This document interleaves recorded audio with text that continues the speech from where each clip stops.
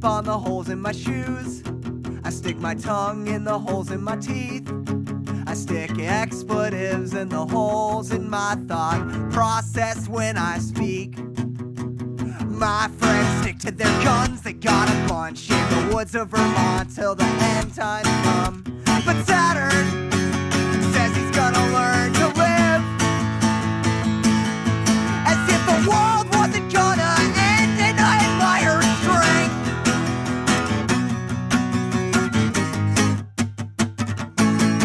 So today I'm gonna do my best to drink coffee in the morning and live as if I didn't feel lonely and hopeless and helpless, to save myself for the war where I live. And tonight, when I dream, it will be that the junkies spent all the drug money on community gardens and collective housing, and the punk kids who moved in the ghetto have started meeting their neighbors beside the angry ones with the yards that their friends and their dogs have been puking and shitting on. And the anarchists have started filling potholes, collecting garbage to prove we don't need governance to do these things. And I'll wake up burning Times Square as we sing. Throw your hands in the air, 'cause property is robbery.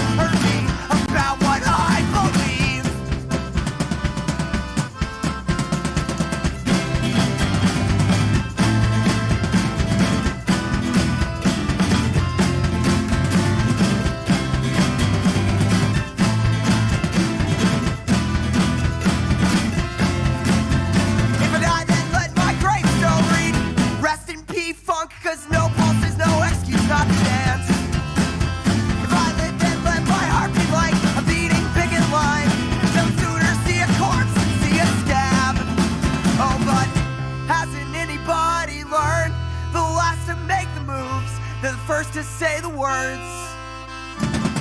The day I rob a bank's the first day of my life as an honest man, an honest man. The day I rob a bank's the first day of my life as an honest man, an honest man. The day I go to jail trying to rob a bank, the day I finally get what I deserve.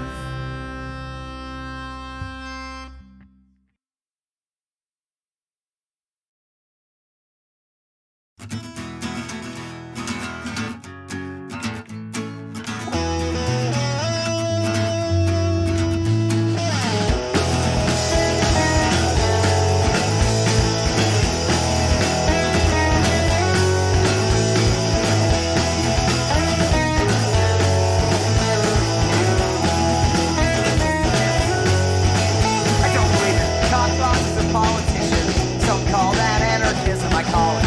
I'm in a fucking up tall. My method's madness, I call the luck. Do what I got to be able to breathe.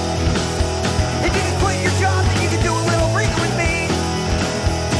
A punk rock star won't ever change the world, but I can tell you about a couple that changed me.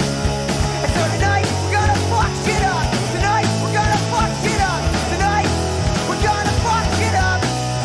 Oh yeah, oh yeah. Whoa, whoa, whoa, whoa, whoa.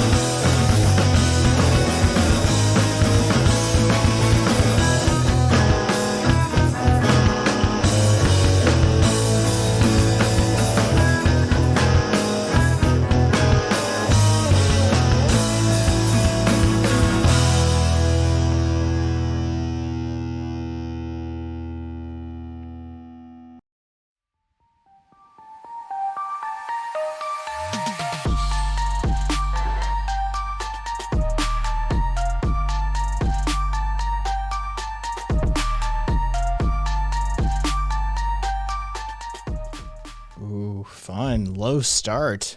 This will be either, as is per tradition, a really boring night, or it will be stupid. Oh, we'll see what is what after a bit. But yep, here we go. Oh, fucking A. Ugh. Looked right at the light. Looked right at the light. Jesus goddamn Christ. I got a few things done today. I got some court work shit done. I needed to file with the local district as well. So that's that crap done. Now, good morning.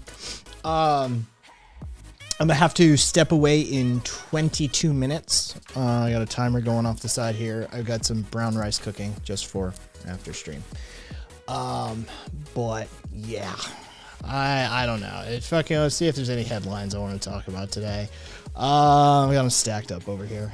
If I want to actually talk about any of them though, Ukraine's kicking off.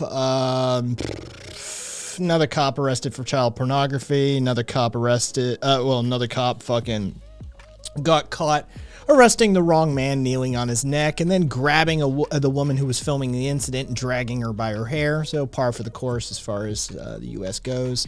The cop who shot the caregiver with the hands up while trying to shoot an autistic man holding the truck. It's been a while. It's been a minute since that shooting. That got overturned. The cop's free to go. So, you know, that. Hey, Puka. Let's see. Oh, Colorado Springs. I wanted to talk about Colorado Springs. That I actually kind of wanted to talk about. Colorado Springs, Colorado. Only two. All right, keep charging it. Colorado Springs, basically, started a mutual aid network. They, local community group, started going around asking people, do you want to pitch in? Do you want to help with the local community? They got group chats going. They started meetings. They started doing like community events. They started volunteering. And so like in time, they had a decent members list. They had like financial records, conversations, like money exchanged. So when a local event went down, when a local protest went down, a few of the people, guillotine, no, this isn't a happy story. This isn't a happy story. When they went to a local event and a few of them got arrested by the police, they messaged them asking them if they were all right. Well, they didn't understand what was going on.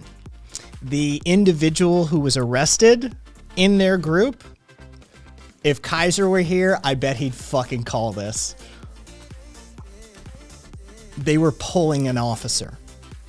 That's what was happening. They were pulling an officer.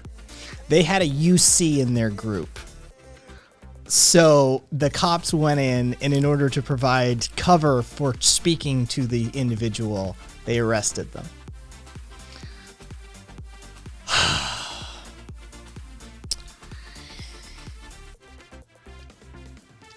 It was a tenants union. It was a mutual aid group built around a tenants union.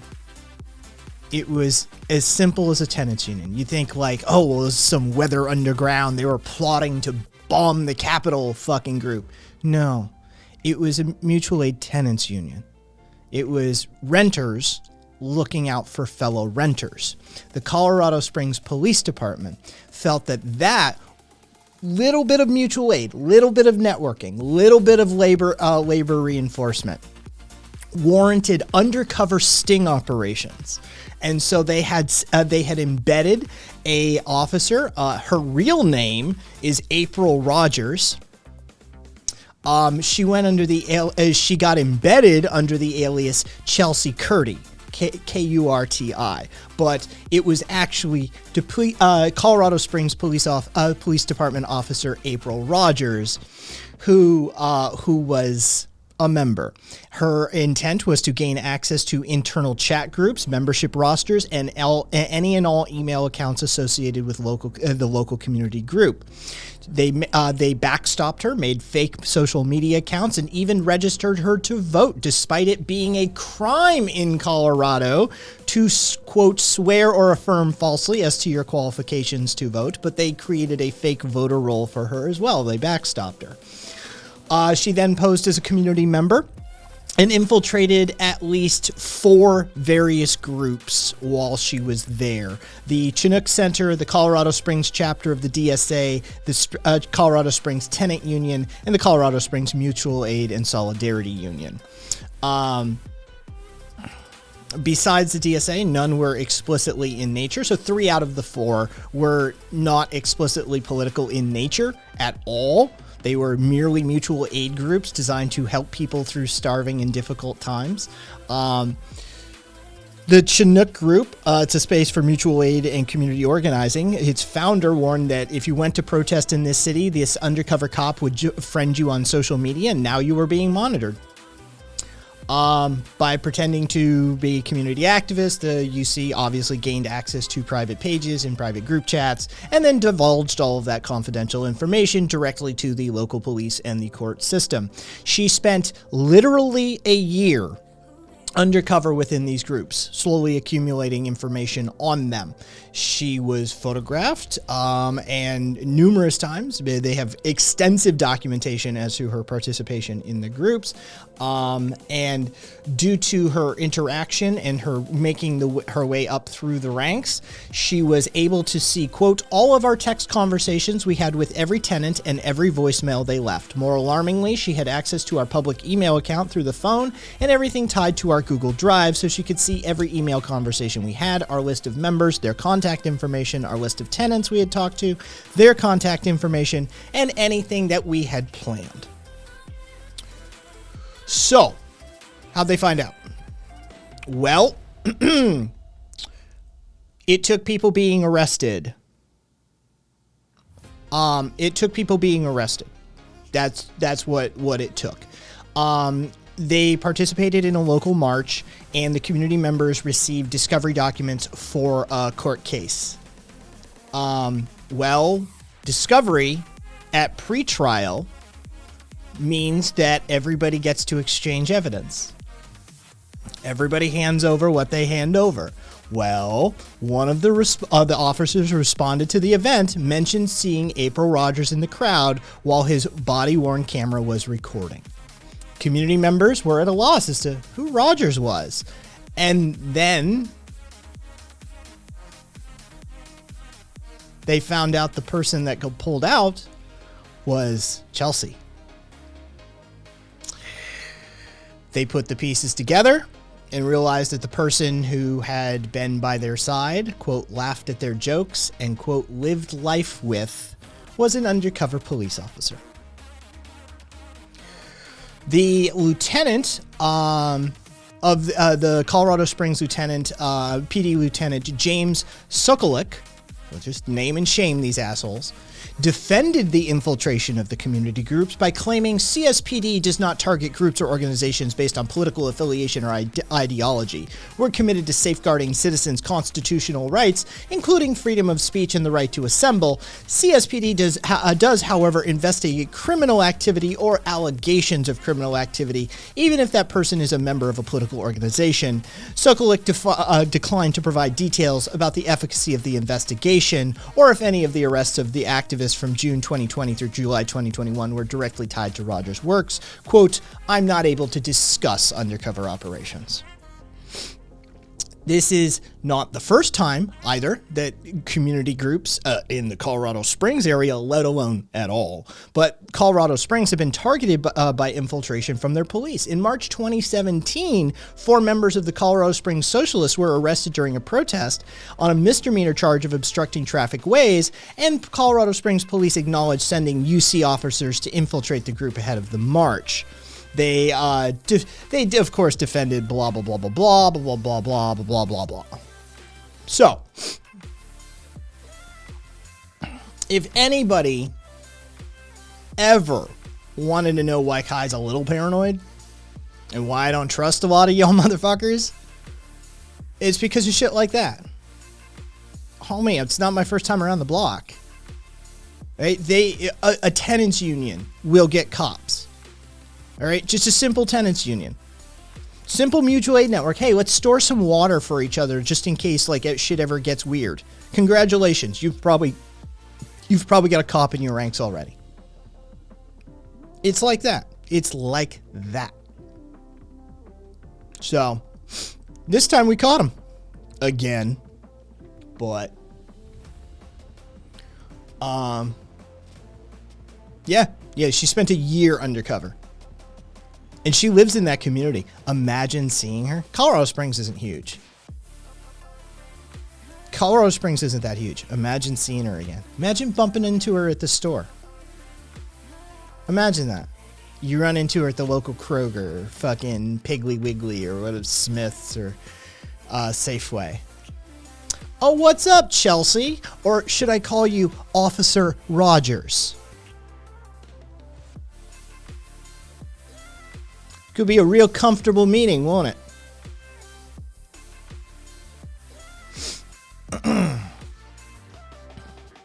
Probably one of my first questions would be what her salary is.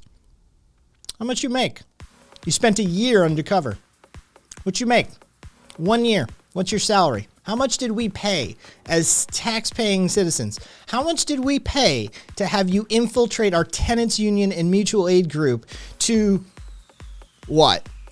Just copy our data?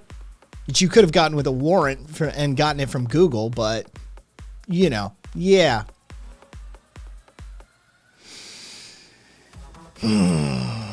Never, ever, ever trust a cop.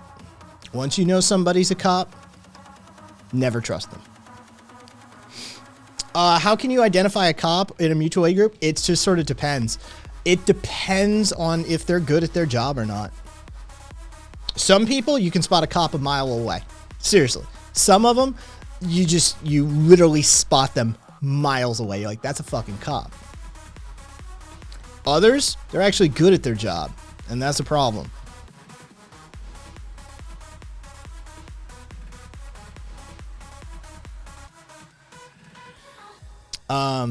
Attitude, behavior, lack of understanding, lack of familiarity with the terminology, lack of familiarity with the processes, but that could be a difficult thing to suss out given the fact that you're doing an educational process with a public that doesn't necessarily know everything about it. Also, conversely, they could know too much.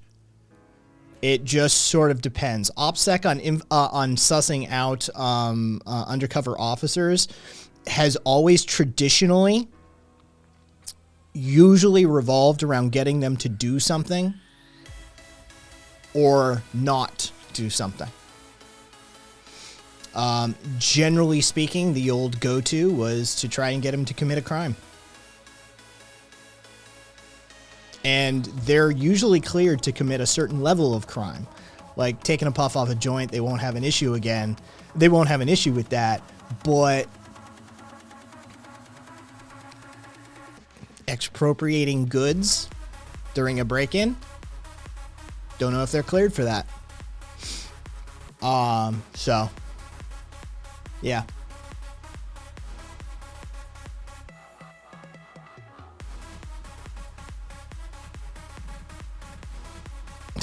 For everybody who needs to know, J Miles likes to fuck with people. J Miles, I have to give warning ahead of you. Oh.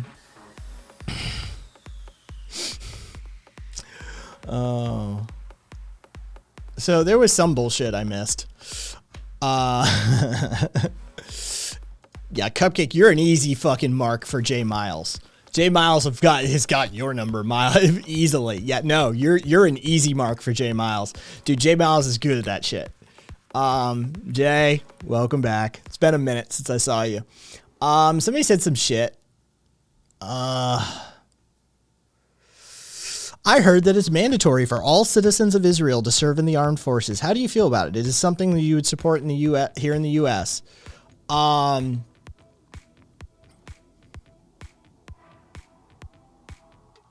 Yes, with 0 exemptions allowed. No exemptions. Not a one. Not health, not academic, no exemptions whatsoever. If you are a citizen of the United States, you serve. Politician, rich man, poor man, billionaire's child, no exemptions. How far do you think that would go? I'm guessing it's probably dead on arrival, right?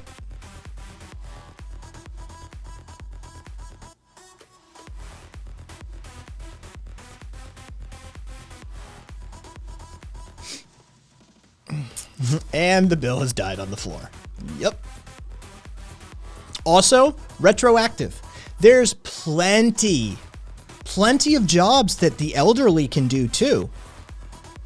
So, congressmen, senators, all of them are going to have to serve as well. No exemptions. If you haven't done your service, it is retroactively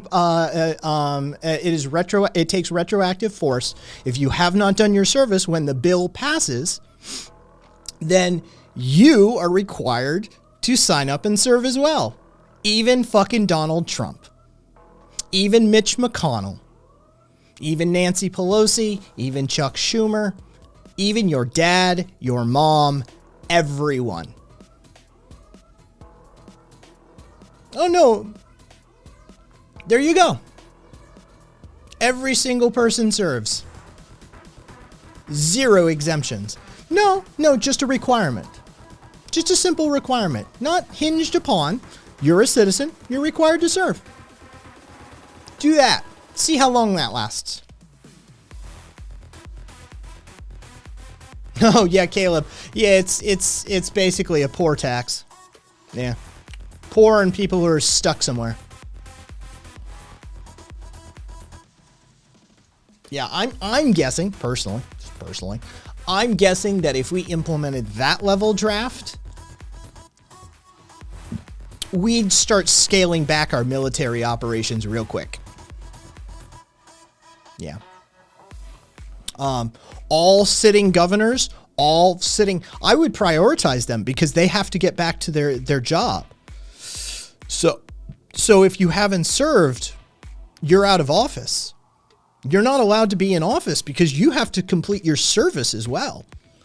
So all the governors and attorney generals and prosecutors and police officers who so desperately want to be warriors anyway, guess what?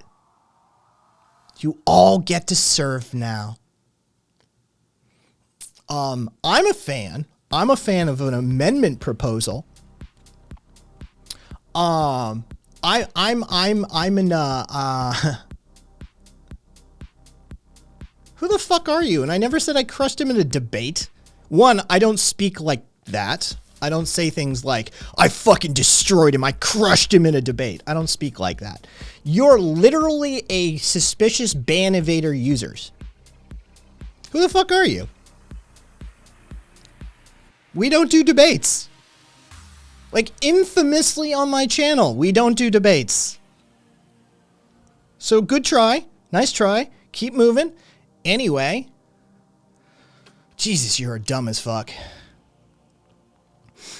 And I love that you can't even hang on to an account because you're a ban evader. I see it. Anyway, I'm a big fan of a previous amendment proposition that had occurred. If you vote for going to war, you have to serve. It was actually a proposal for a U.S. amendment at one time. Sure. The person who has an account created February 14th, 2022, who's going around from channel to channel trying to stir shit, is never would ban evade. Anyway, Pookie, see yourself to the fucking door. Yeah, I'm a big fan of a previous U.S. constitutional amendment that got kicked around for a while that said anytime that there was going to be a suggestion of war, if Congress wanted to declare war, it had to be put to a popular vote in the U.S., and anybody who voted affirmative was required to sign up for service.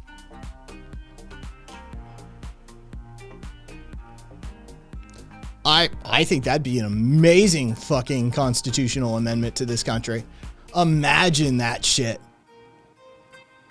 You want war? Sure. Fucking go sign up. The rest of us are gonna vote no and stay the fuck home. Yeah.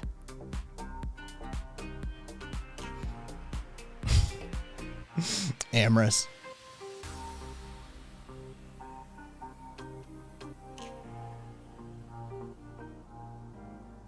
You don't know what debate is. Again, why am I talking to you? Anyway,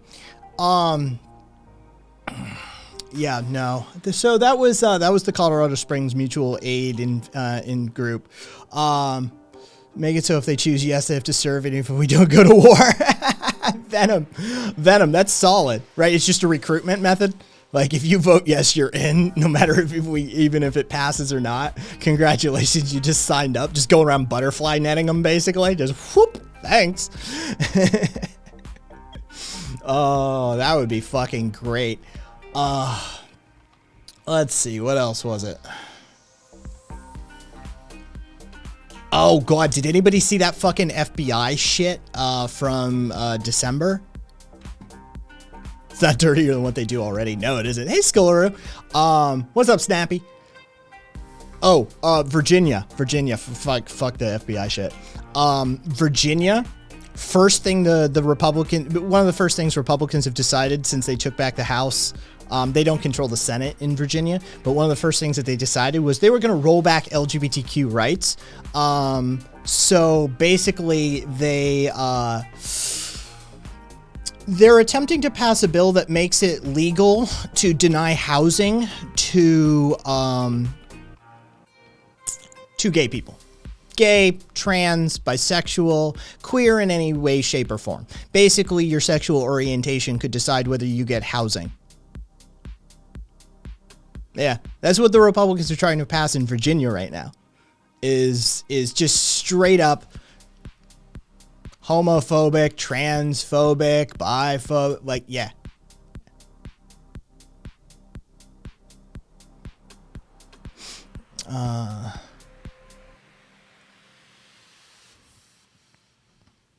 Yeah, they are. Why they gotta do that? It's kind of rude. Because they are governed by, 57 seconds. Cool.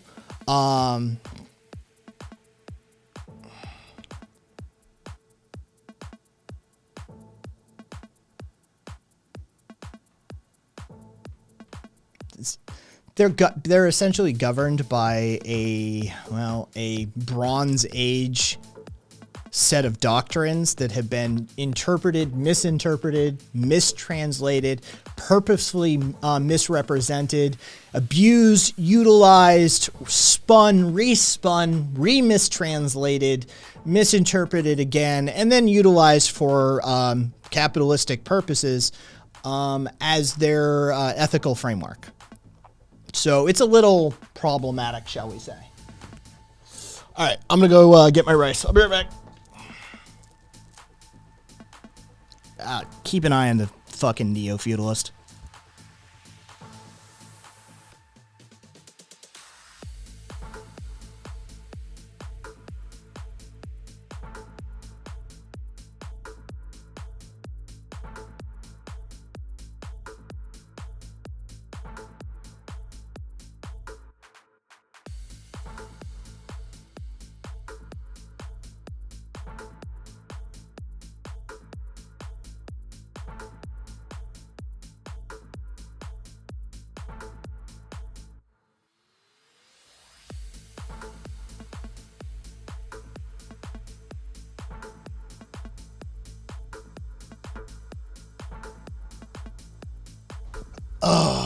Are we done with the idiot?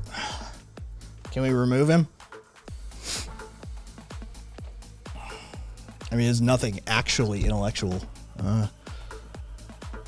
he has nothing to contribute. He's just here to fucking stir shit. We know that from his the first words out of his mouth. He's just a troll. So, we good?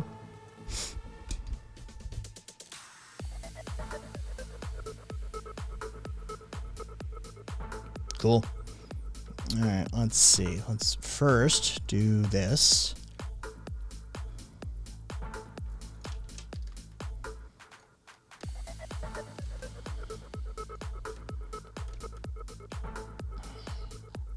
Okay. Now let's do this.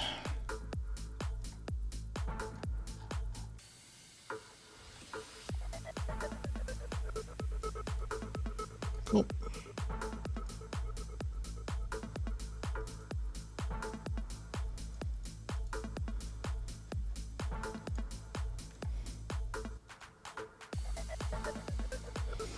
Anyway.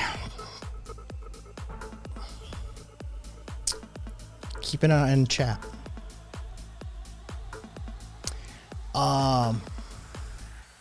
Anyway. All right. So, is there any other headlines I wanted to talk about? Oh, yeah, I did. Air Transport Services Group Incorporated. Air Transport Services, I don't know, maybe Skolaro.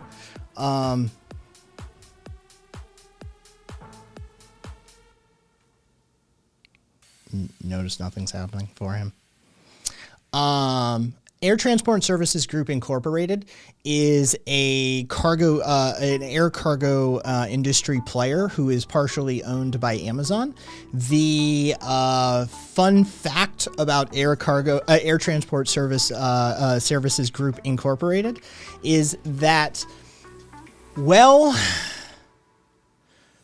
the parent company, Omni Air International, is one of the ICE deportation airlines that has been accused of, well, not only helping deport immigrants from this country, but has been indicated in torture. There's reports that they've aided in the torture of migrants as well. So, you know, that are we surprised? Probably not. But it works. It's worth noting that Amazon has migrated into the area of shipping people and participating in one way, shape, or form or another in the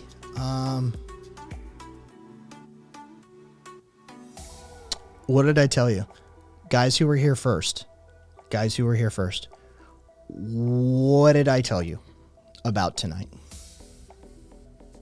Two options. We've got our option picked.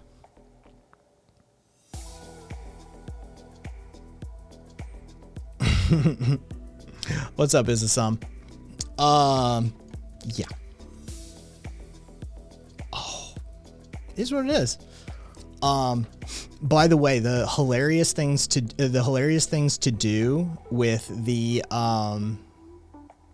Banovator accounts is to mark them for monitoring, and you can restrict them so they can scream all they want, but it doesn't get put in chat. It is hilarious. They're just screaming into the void at that point. It's the same guy. You check the follow list. Cupcake with the KGB real fast. Oh, let's see.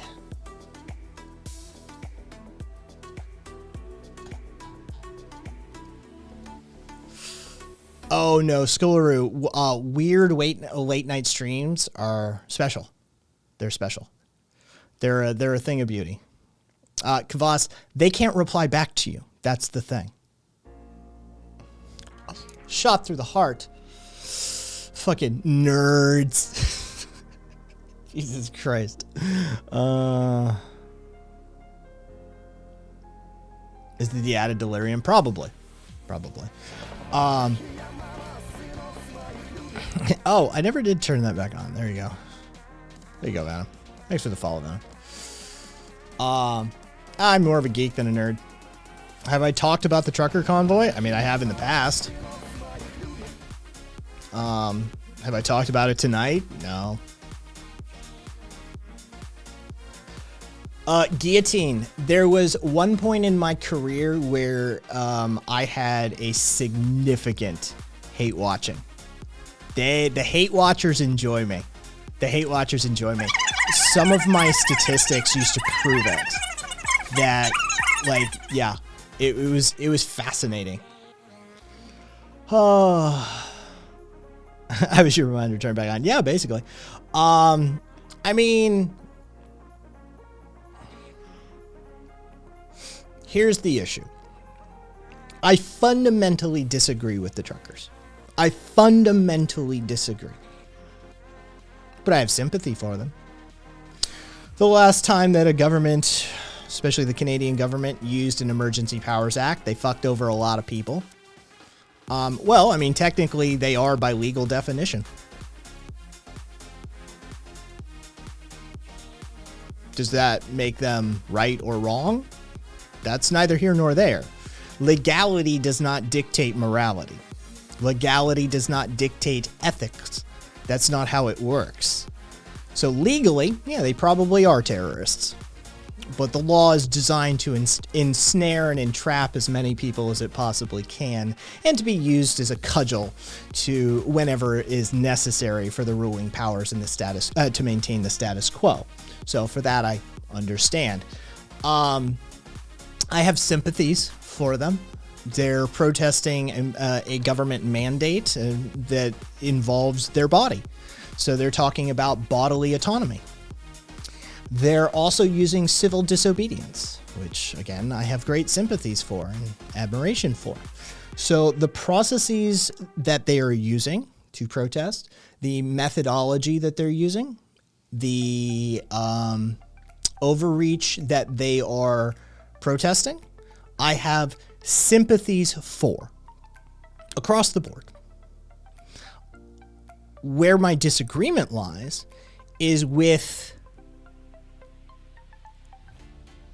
the core of their argument. Because the fact of the matter is that 99.99999% of the people involved in that convoy are not scientifically literate enough to have a discussion about this vaccine. That's the truth of the matter. What is mRNA? Not just what the name. By the way, most of you can't tell me what mRNA is. A few of you will put it in chat to prove that you're one of the special ones. But tell me, what are the processes by which mRNA affects change in the body? All right, like this is base one.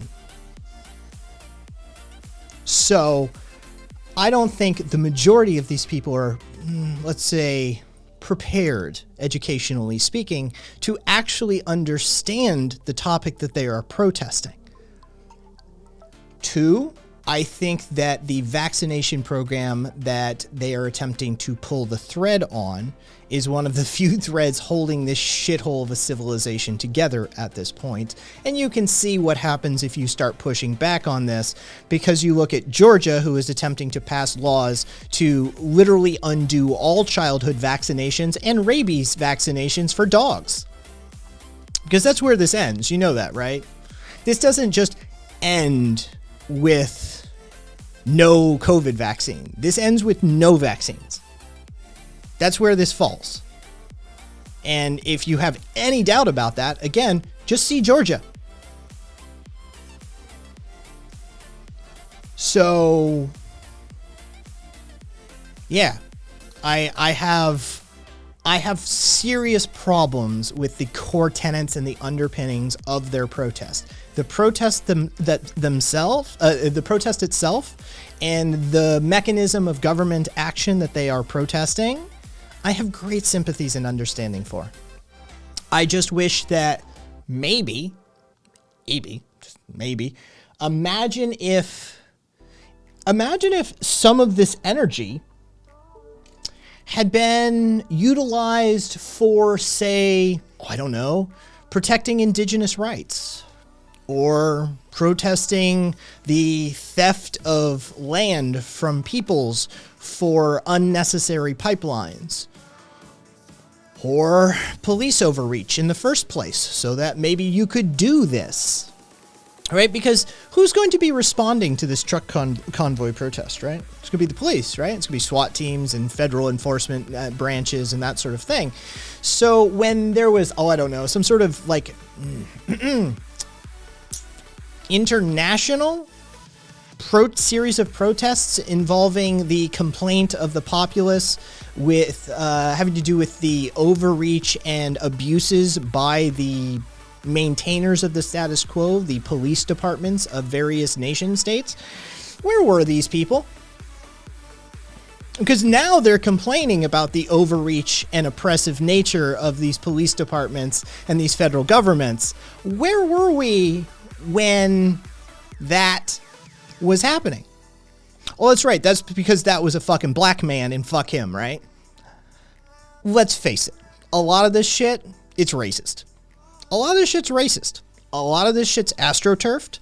A lot of this shit is paid for by really well-to-do Americans, right? And we know that from the hack.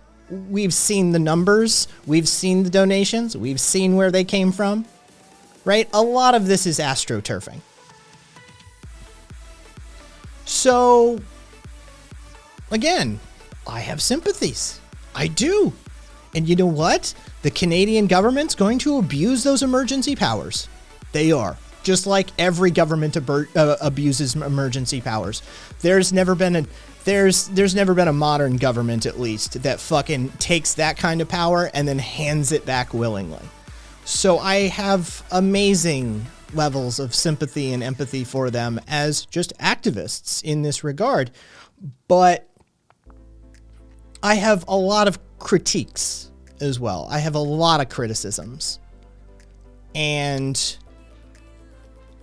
I think the fact that a lot of these fuckers complaining about how dare you treat us this way. We saw this on January 6th, right? People of color, leftist activists, general radicals throughout society we were literally the first time meme, right? A bunch of fucking middle class to lower middle class to sort of upper poor class white people stormed the fucking Capitol building in Washington, and the boot heel of the federal government came down on their ass, and they were shocked. They were shocked at how much fucking power the federal government can bring to bear on them. And did you know that when they put you in jail, you don't get to eat your wholly organic diet? Shocking. Shocking. Now they're calling for prison reform because it's terrible inside those prisons.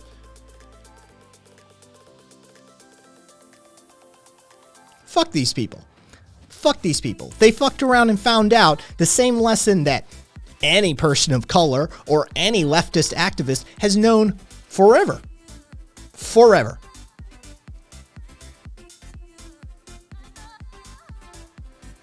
Same thing's happening in Canada. How dare they treat us this way? They can't trample our rights this way. Really? Because they've been doing it to the indigenous population since the word go. They've been doing it to the black population since the word go. They've been doing it to the poor population since the word go. But y'all bougie-ass, dumbass, middle-class white Canadians, in this instance, white Americans, fucking got their heads shoved so far up their own asses that they've never even noticed because they're fucking racist as shit. When it was a black man getting his throat stomped in, they didn't say shit. You know what? They about to find out. They're completing the fuck around phase of the program, and now we're entering the find out phase of the program. So, welcome to the party. Pull up a chair, shut your fucking mouth. We'll get you a plate for the cookout. It's time these fuckers learn a lesson or two, and then maybe the next time we have a fucking nice little get-together out in the streets about the cops, cracking down on some shit that was completely unjustified, maybe then they'll have a little bit of empathy, a little bit of sympathy, little character, little strength of human character to show the fuck up for it. Until then,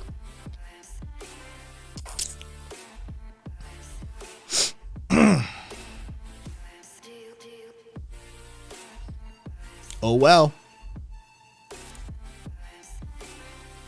I mean, I'm not going to bat for it. Like I said, their core issue, I have no support for. Their core issue, I think, is the undoing of civilization itself. So, I ain't showing up for it. But you know what? I'm going to bring it up the next time we have to protest the cops.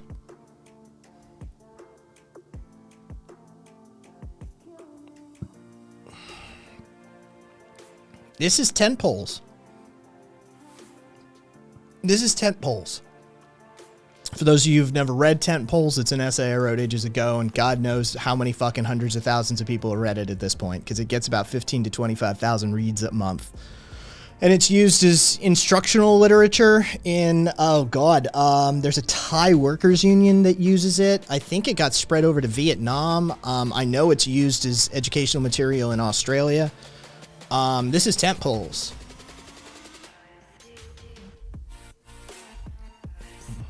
There you go. Black or white. The world isn't black or white. Very few times. Look, I'm gonna be a fucking geek for a second and give you a Doctor Who quote. Right? Exclamation tent poles. Very rarely is the world black or white. And on the days it is, there's usually a body count. There you go. The truck convoy, it's neither good nor bad. It's both. For a variety of reasons I just done covered.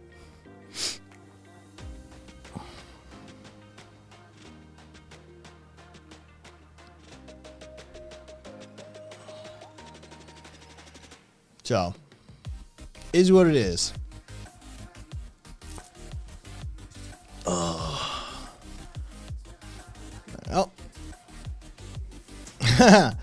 Oh. I mean, as close as we possibly can. Last I had heard that there were some tank rounds fired off in the east. Tank fire was being recorded in the east of Ukraine. There was reports of potential false flags by Russia occurring as well. So there you go. Oh, Pookie, sweetheart, you're Venom. Fair enough. Yes. This is 100% how anarchism acts. Nothing but bullies, and you are the true victim of reality.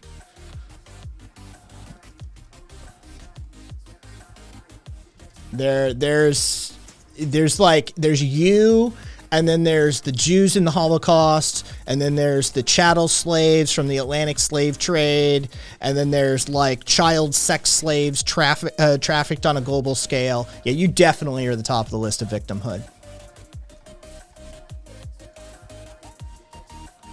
You've literally not said. I'm looking at your fucking chat log here. Everything you've said was either pointless, intentionally disruptive, or disregards the point that was being made, or just straight up borderline racist.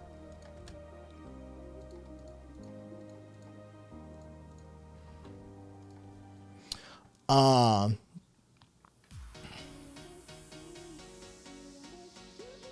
not talking about you, non-binary.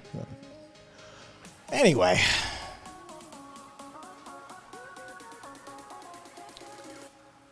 We were talking about ICE deportations, and the first words out of your mouth was fuck MS-13, which was an intentional conflation of all migrants to this country from south of our border with an Ecuadorian prison gang that was created in the U.S. and intentionally exported. If that's not some dog bullhorn. Forget fucking dog whistle. If that ain't some dog bullhorn fucking racial shit, I don't know what is. So, homie, try harder. Oh wait, don't. Just go somewhere else. You have nothing to contribute to the conversation. That's why you're getting beat up, is because everything you say is fucking pointless. Bring some actual nuance to a conversation. Oh, well, I didn't even see it. I'm a citizen. Okay, congratulations. So am I. You really... Yeah, definitely some honking going on. Oh, yeah. Like, fucking China Lab, MS-13, black people fucking raided too. Like, 2 of them. Fucking...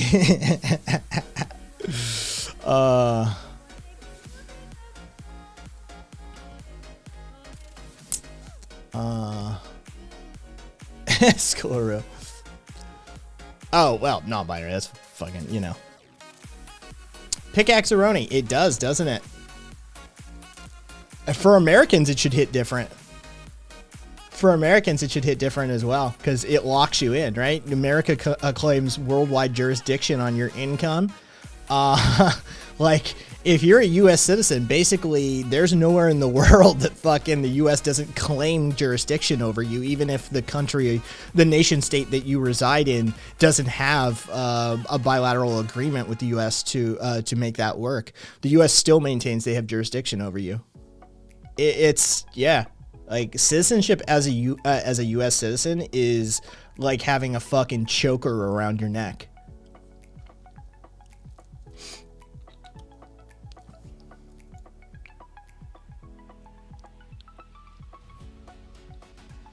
Depends on the website.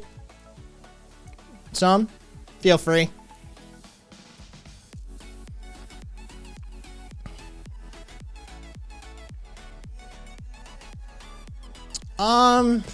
No, most of my, I wonder if Blackheart has, a place you can visit.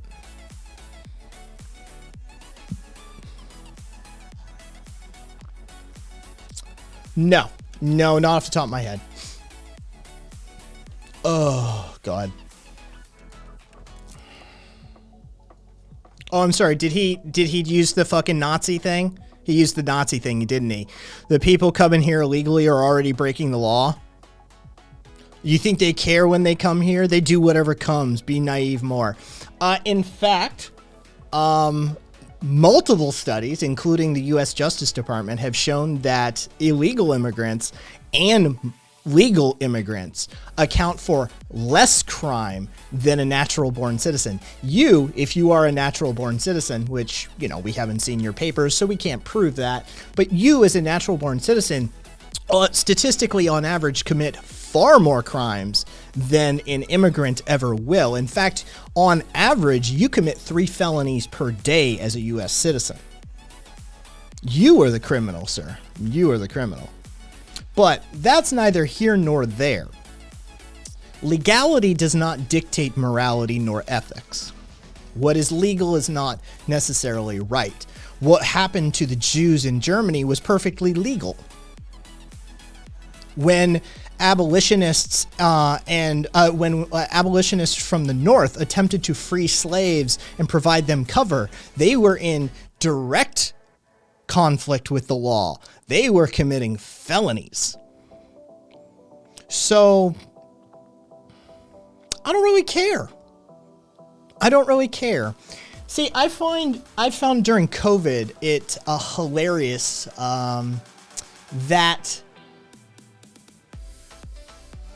the same people who were reaching out for forged COVID documents were the same people who would criticize Hispanic immigrants for attempting to forge their documents and find a new life. Which, by the way, crossing the border without correct paperwork is a misdemeanor. Not even a felony. And I think it's like 83 or 87% of the totality of those who get here illegally simply overstay a visa. That's how you actually come to the U.S. illegally. You get a tourist visa and you just stay. You don't cross the border illegally. It's a minute percentage compared to the vast majority of it. It's just a non-starter. It's just a fear tactic for small-brained, little-dicked individuals. Watch out, the brown man's coming for you. And he's gonna get your woman, too. Lock your daughters and your wives up. That was what Trump was doing. They're rapists. That's what that was about. It's an old-school dog whistle. Yeah, it's an old-school dog whistle. It's been used against black people in this country since the beginning of the fucking country. It's just a new usage of it for brown rather than black. It's been used against whites as well. The Irish had it used it against them. They used it against, oh god, the Italians, especially the Sicilians. Yeah. Hide your kids, hide your wives. Yep.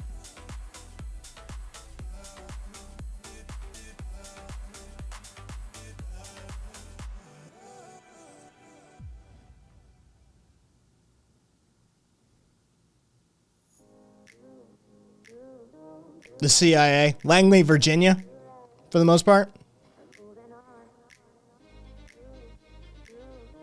You do realize that it's due to the criminalization of those drugs that there is a rise of the cartels. That quite literally, no,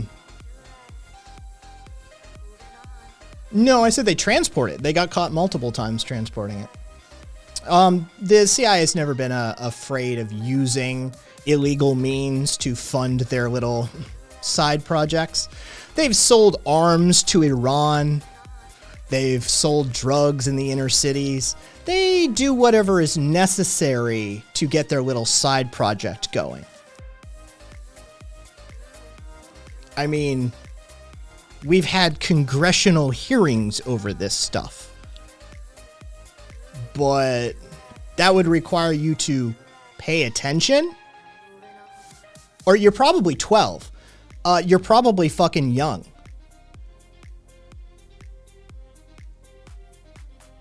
Are you older than 22? Because this feels like a youngin'. Because anybody who's familiar with the Reagan administration understands this stuff straight up. Like this is American Dad literally wrote a song about this shit. We don't, because everybody knows they are. I wasn't alive during Reagan, everyone. I'm 40. I'm 39 in an odd change. Yeah. Oh, I love it when they think I'm young. It's always fun. Yeah, I'm 40 this year.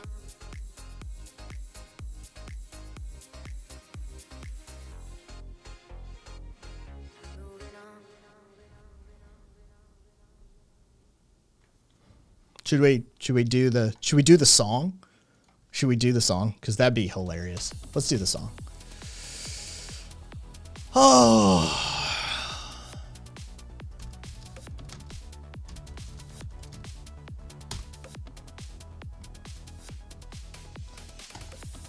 Wait, who's Oliver? Let's do the volume. I love this. Oh yeah, of course he's moving the goalposts because he's got nothing. I love this. Let's start with illegally selling arms to an enemy of the state that has explicitly been ordered not to engage with by Congress in order to fund a war to topple a illegally elected leader in South America. Let's start there, shall we? Wait, who's Oliver North? What? I can't believe you kids don't know about the great patriot Ollie North. In the 80s there was Cold War drama. We fought the commies inside Nicaragua. Our friends were the Contras, freedom was their mantra, so we sent them lots of money for guns and landmines. But Congress stopped the Contra money flow, just 'cause they moved a teeny bit of blow. But then a hero came forth, his name was Oliver North. He and Reagan went around the sissy Congress.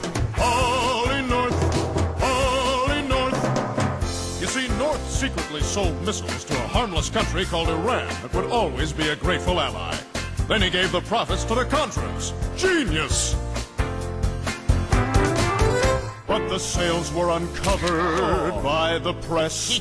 Reagan and North began to stress. 'Cause what they did was technically high treason. Yep, high But treason. it was totally justified. North volunteered to take the blame to save Reagan from prison rape shame. The truth he did bury with his hot secretary, thanks to her shredder. He got off totally scot-free. Ollie North, he's a soldier and a hero and a novelist, and now he's on Fox News. Crap, that's the end. Even fucking Family Guy knows about these incidents. You fucking historically illiterate tool. Jesus goddamn Christ. Our educational system is pathetic. It's pathetic. When even American Dad, when fucking McFarlane is putting this shit on Fox fucking family television. Like, this is just common knowledge in America. How dumb and absent do you have to be to not know about the Iran-Contras, the CIA cocaine connections? Like, literally, fucking Immortal Technique's got a fucking line in one of his goddamn songs about in Langley, Virginia, where my connect for cocaine is. Everybody fucking knows about this shit. This is well-documented American history in South America at this point. You dumb son of a bitch. Holy shit. Go read a book. This is staggering that, like, this stuff has trickled all the way down to cartoons. It's so common knowledge. And yet, magically, you don't know about it. And magically, I'm supposed to not know about it because I wasn't born. Oh, shit, I was born then. Astounding. We are the dumbest goddamn people. Let's see what we got. Feckless. Oh shit. All right.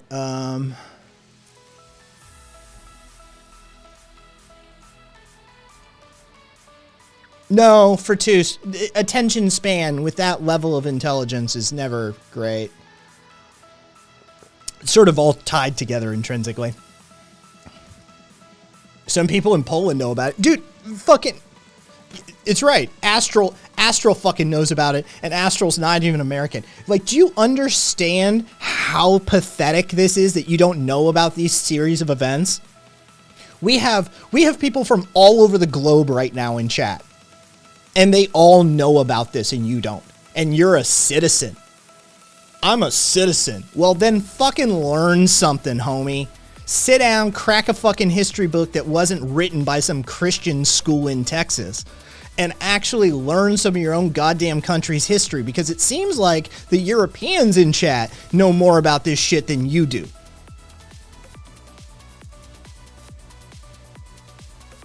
This is sad. Like, this is why the world makes fun of Americans. This is why the world makes fun of Americans. It's because of shit like this. Like, oh, that's never happened. And literally European, like, there's a Polish person in fucking chat going, I know about this. Yeah. Everybody knows about it except the Americans, because our educational system is so shite that fucking we've got dummies like this running around.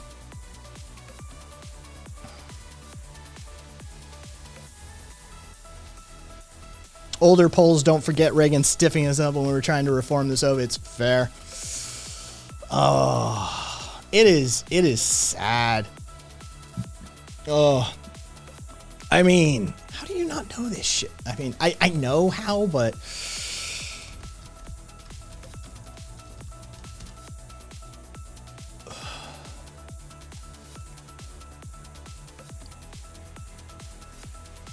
Just so you know, there's literally a Wikipedia page called CIA Involvement in Contra Cocaine Trafficking.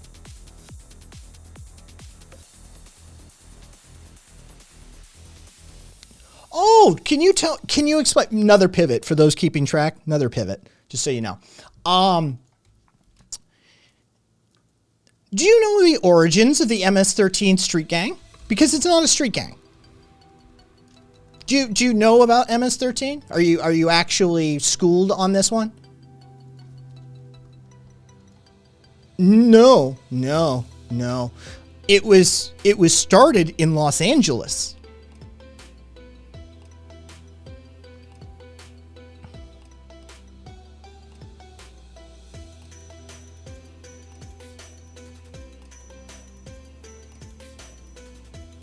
Los Angeles.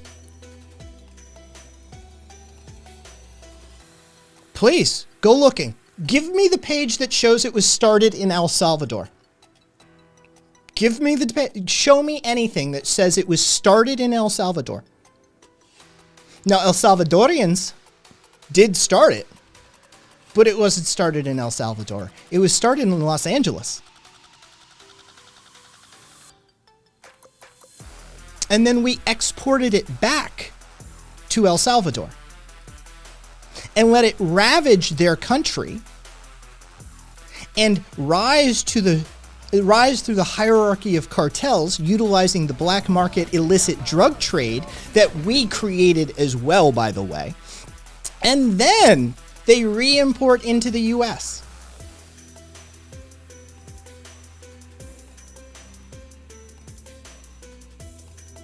You literally know nothing. This is amazing. It's been a while since I've encountered somebody this actually ignorant. Like there's Brits and rando Europeans in chat right now that are making you look really, really, really dumb.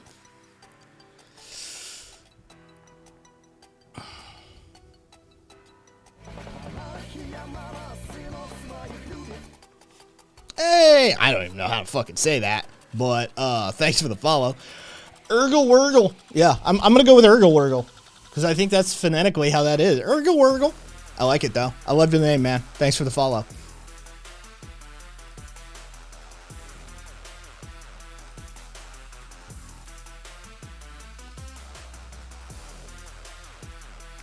As many times as it takes for you to understand that you are really, really dumb. No, you won't. You're a keyboard warrior.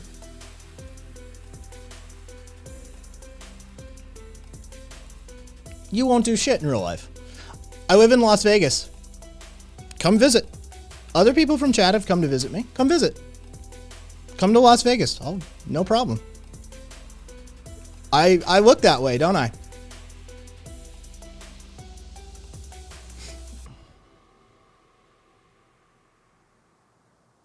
Oh, Pookie, it's not that simple. Aw. You want to get on air?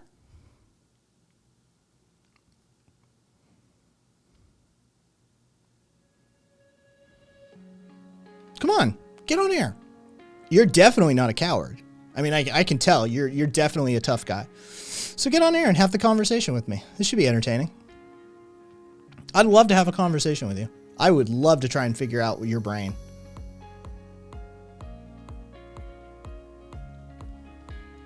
Yeah, I saw it with her. I saw it. Give it a minute. We'll see. No. Okay, well, I'll see you in Los. Bye, Pookie. See, this is what happens to the cowards. You invite them to come on air, and then they leave because they've got nothing. He knows what was about to happen. He was about to make himself look like a fool. So he left.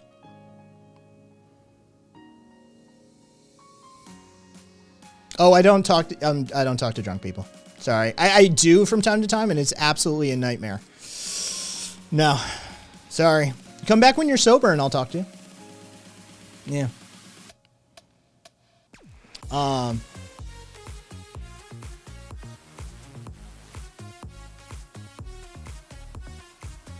So.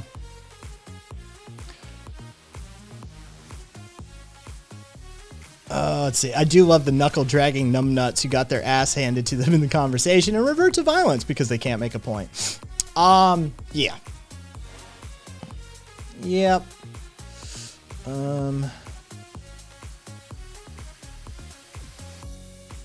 Oh yeah, bunch of sus ones. Thank you, Cupcake, for that last one. Yeah. Yeah, Wither, it's always a thing. So there you go. If you were here at the beginning of the stream, I told you. It only goes one of two ways. It's either a super quiet stream when I start like that, or it gets weird. Distant Red. Oh, I was getting out the stopwatch to see how long it took him to get past the welcome page. Never. Just never. Just never. Just never. Oh, fucking A. Oh. His shoulders have been rough. Hold on. Oh, there we go. Oh, right there. Right there on the trap. Ooh. Hold on. Oh. Which one is Dig here? Where's Dig? Get her to come over from the other side of town really quickly. Fucking. What's up, Rumble? I've spoken on it too many times at this point. Putin's in the driver's seat for this one.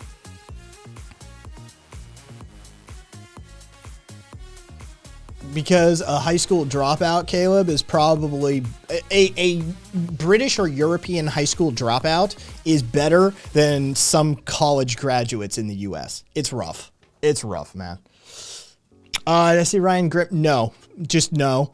Did you see Ryan Grimm's tweet in response to a video a reporter posted about the Freedom Convoy and how they didn't want to be filmed? He pulled the Antifa card. Nah, I didn't see it, Commodity. So, nope. All right.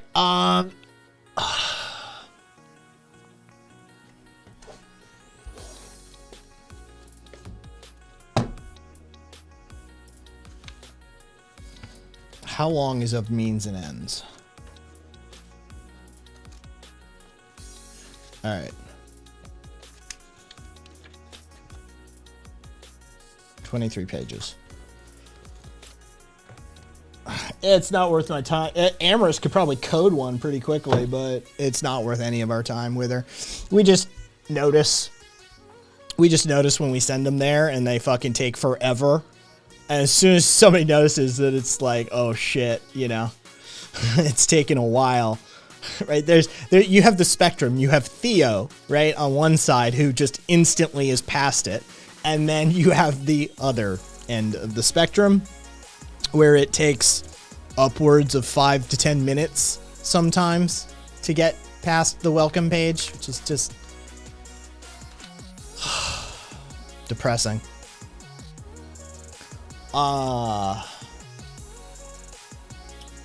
Let's see, is there any... Oh, yeah, you know what? Let's have a moment of levity.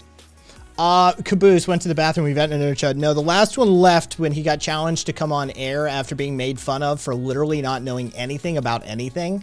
Every time he opened his mouth, he literally just didn't know about anything. So I told him to come on air, and he then decided to coward out of the room entirely. So that's that.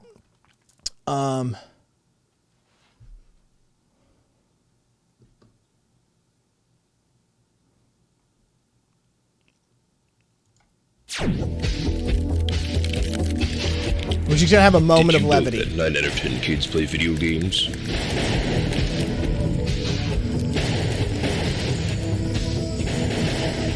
I won! Radical! I won! We're pro gamer now! We're pro gamer now! We're pro gamer now! We're pro gamer now! But did you also know that video games cause violence? No! We're the Hex family! It's time to play. For real. No!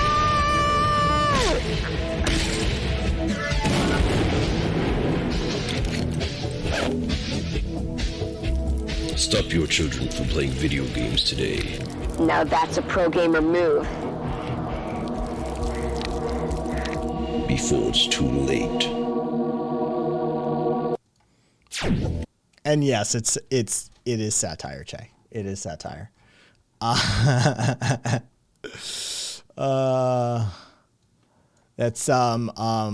Skycorp Home Videos. Yeah, that's Skycorp Home Videos. It is intentional satire.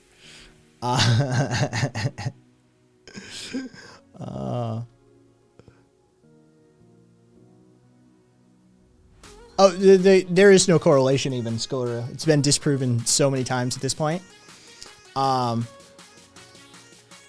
some of the PSAs were that stupid. Some of the PSAs legitimately were that stupid. So it is close enough that you're like, oh, I'm not entirely sure. Is this? It could be. Oh, I had some shit I wanted to read really quickly. Dude, this is what being a tanky does to a motherfucker's brain. This is Leningrad school bonds on fucking on Twitter. More proof that Ukrainians are genetically a reactionary race and Stalin was right in trying to starve them out of existence. Hopefully anti-imperialist and anti-capitalist Russia can finish the job. Trump's administration primarily hurt Americans, which is objectively a good thing. Growing as a person is a lie Nazis tell people to infiltrate and destroy. It never happens, and every piece of media or historical anecdote of it happening is propaganda.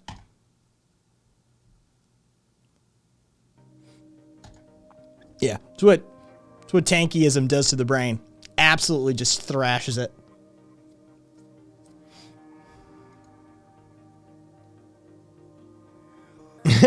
Amorous.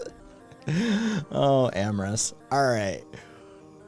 Oh, let's keep well, I'll give you guys a choice. People are stupid, as evidenced by that last idiot who wandered in here. Bob Black or Saul Alinsky? Do we continue where we left off last night? Oh, I don't know, Amorous. Probably fucked off somewhere.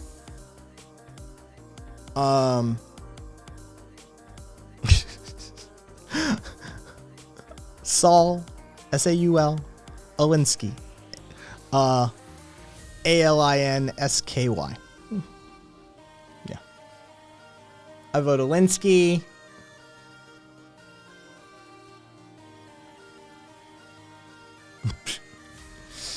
Bob Alinsky.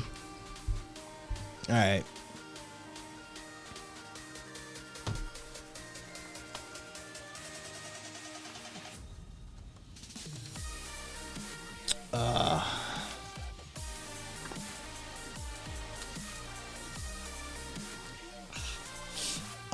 All right, that means I need to turn off some alerts and I need to do other stuff because we're going to record that. All right, go to the bot. I wish all of these were just under one. That would be great if I could just kill all of this with one click. But no, it all has to be different fucking settings. And that one. All right. And then let me kill the actual. Hold on. There we go. All right. Let's do some Saul Alinsky.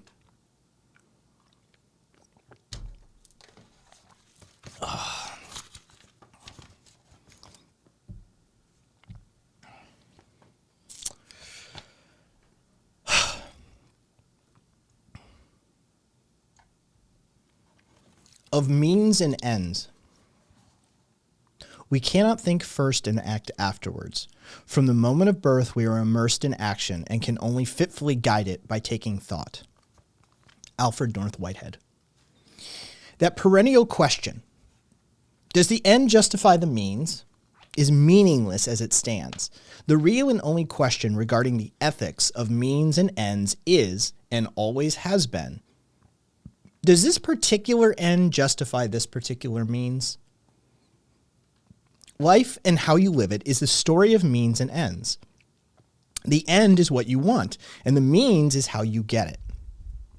Whenever we think about social change, the question of means and ends arises. The man of action views the issue of means and ends in pragmatic and strategic terms. He has no other problem. He thinks only of his actual resources and the possibilities of various choices of action. He asks only of whether they are achievable and worth the cost. Of means, only whether they will work. To say that corrupt means corrupt, the ends is to believe in the immaculate conception of ends and principles. The real arena is corrupt and bloody. Life is a corrupting process from the time a child learns to play his mother off against his father in the politics of when to go to bed. They who fear corruption fear life. The practical revolutionary will understand Goethe's conscience is the virtue of observers and not of agents of action. In action, one does not always enjoy the luxury of a decision that is consistent both with one's individual conscience and the good of mankind. The choice must always be for the latter. Action is for mass salvation and not for the individual's personal salvation. He who sacrifices the mass good for his personal conscience has a particular conception of personal salvation. They don't care enough for the people to be corrupted for them. The men who pile up the heaps of discussion and lecture on the ethics of means and ends, which, with rare exception, is conspicuous for its sterility, rarely write about their own experiences in the perpetual struggle of life and change. They're strangers, moreover, to the burdens and problems of operational responsibility and the unceasing pressure for immediate decisions. They are passionately committed to a mystical objectivity where passions are suspect. They assume a non-existent situation where men dispassionately and with reason draw and devise means and ends as if studying a navigational chart on land. They can be recognized by one of two verbal brands. We agree with the ends, but not the means. Or, this is not the time. The means and end moralists or non-doers always wind up on their ends without any means. The means and end moralists, constantly obsessed with the ethics of the means used by the have-nots against the haves, should search themselves as to their real political positions. In fact, they are passive, but real allies of the haves. They are the only ones Jacques Maritain referred to in his statement, "The fear of soiling ourselves by entering the context of history is not virtue, but a way of escaping virtue." These non-doers were the ones who chose not to fight the Nazis in the only way they could have been fought. They were the ones who drew their windows blinds to shut out the shameful spectacle of Jews and political prisoners being dragged through the streets. They were the ones who privately deplored the horror of it all and did nothing. This is the nadir of immorality. The most unethical of all means is the non-use of any means. It is this species of man who so vehemently and militantly participated in that classically idealistic debate at the old League of Nations on the ethical differences between defense and offensive weapons. Their fears of action drive them to refuge in an ethic so divorced from the politics of life that it can apply only to angels, not of men. The standards of judgment must be rooted in the whys and wherefores of life as it is lived, the world as it is, not for our wished-for fantasy of the world as it should be.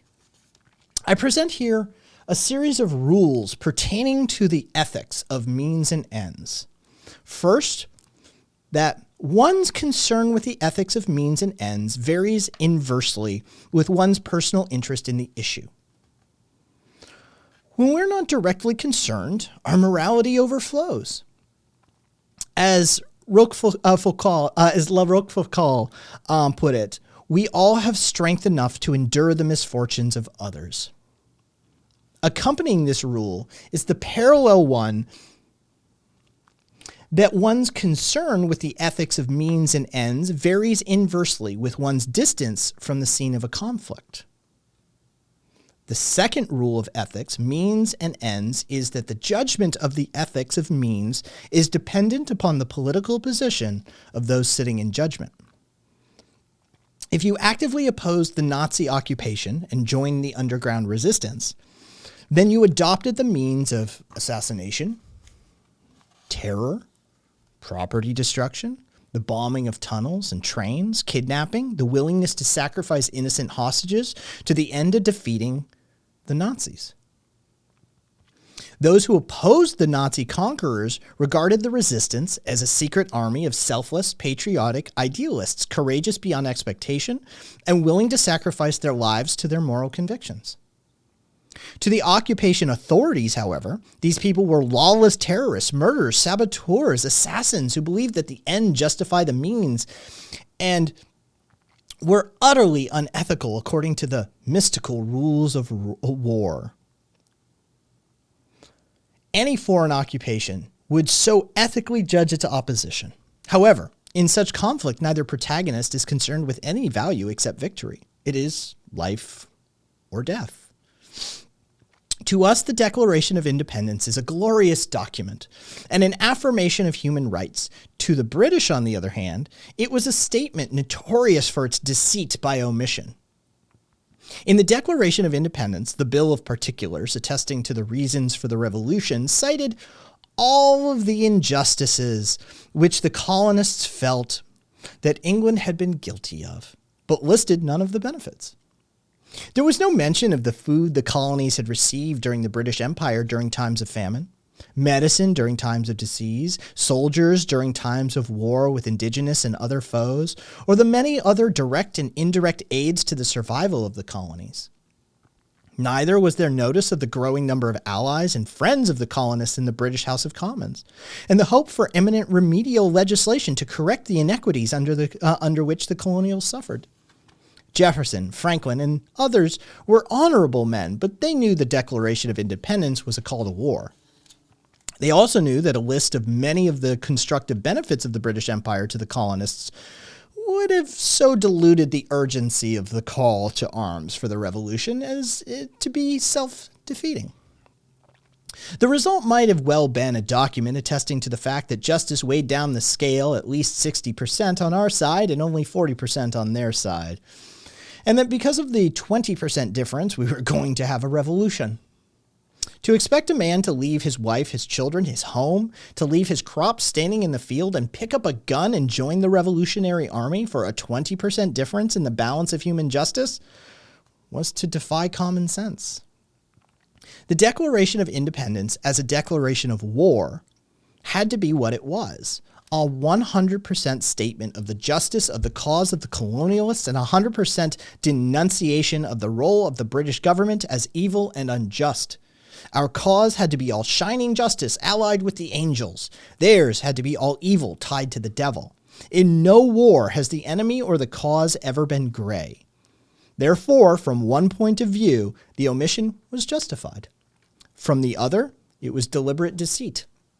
History is made up of moral judgments based on politics. We condemned Lenin's acceptance of money from the Germans in 1917, but were discreetly silent while our Colonel William B. Thompson in the same year contributed $1 million to the anti-Bolsheviks in Russia. As allies of the Soviets in World War II, we praised and cheered communist guerrilla tactics when the Russians used them against the Nazis during the Nazi invasion of the Soviet Union. We denounced the same tactics when they're used by communist forces in different parts of the world against us.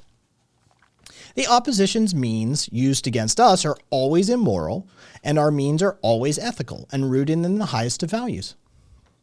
George Bernard Shaw in Man and Superman pointed out that the variations in ethical definitions by virtue of where you stand. Mendoza said to Tanner, quote, "I am a brigand. I live by robbing the rich." Tanner replied, "I am a gentleman. I live by robbing the poor. Shake hands. The third rule of the ethics of means and ends is that in war, the end justifies almost any means.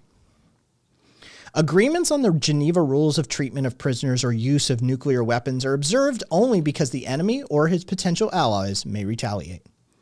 Winston Churchill's remarks to his private secretary a few hours before the Nazis invaded the Soviet Union graphically pointed out the politics of means and ends in war.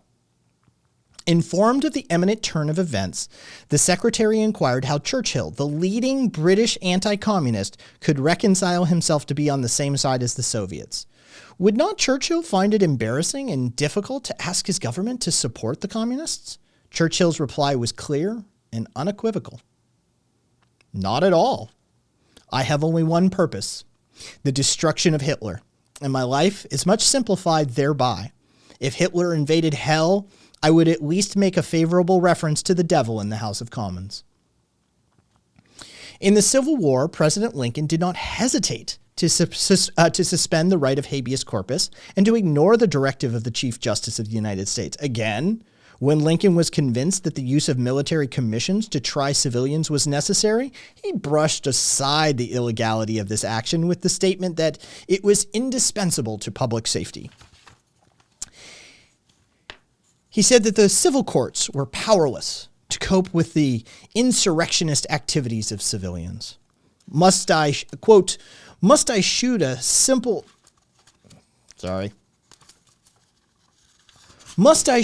simple-minded soldier boy who deserts, while I must not touch a hair of a wily agitator who induces him to desert? The fourth rule of the ethics of means and ends is that judgment must be made in the context of the times in which the action occurred and not from any other chronological vantage point. The Boston Massacre is a case in point. British atrocities alone, however, were not sufficient to convince the people that murder had been done on the night of March 5th. There was a deathbed confession of Patrick Carr that the townspeople had been the aggressors and the soldiers had fired in self-defense. This unlooked-for recantation from one of the martyrs who was dying in the odor of sanctity with which Sam Adams had vested them sent a wave of alarm through the Patriot ranks. But Adams blasted Carr's testimony in the eyes of all pious New Englanders by pointing out that he was an Irish papist who had probably died in the confession of the Roman Catholic Church. After Sam Adams had finished with Patrick Carr, even Tories did not dare to quote him to prove Bostonians were responsible for the massacre. To the British, this was a false, rotten use of bigotry and an immoral means characteristic of the revolutionary or the Sons of Liberty. To the Sons of Liberty and to the Patriots, Sam Adams's actions was brilliant strategy and a God-sent lifesaver. Today, we may look back and regard Adams's action in the same light as the British did. But remember, we're not today involved in the revolution against the British Empire. Ethical standards must be elastic to stretch with the times. In politics, the ethics of means and ends can be understood by the rules suggested here. History is made up of little else but examples such as our position on freedom of the high seas in 1812 and 1917 contrasted with our 1962 blockade of Cuba or our alliance in 1942 with the Soviet Union against Germany, Japan, and Italy, with the reversal in alignments in less than a decade. Lincoln's suspension of habeas corpus, his defiance of a directive of the Chief Justice of the United States, and the illegal use of military commissions to try civilians were by the same man who had said in Springfield 15 years earlier, quote, "Let me not be understood as saying that there are no bad laws, or that grievances may not arise from the redress of which no legal provisions have been made.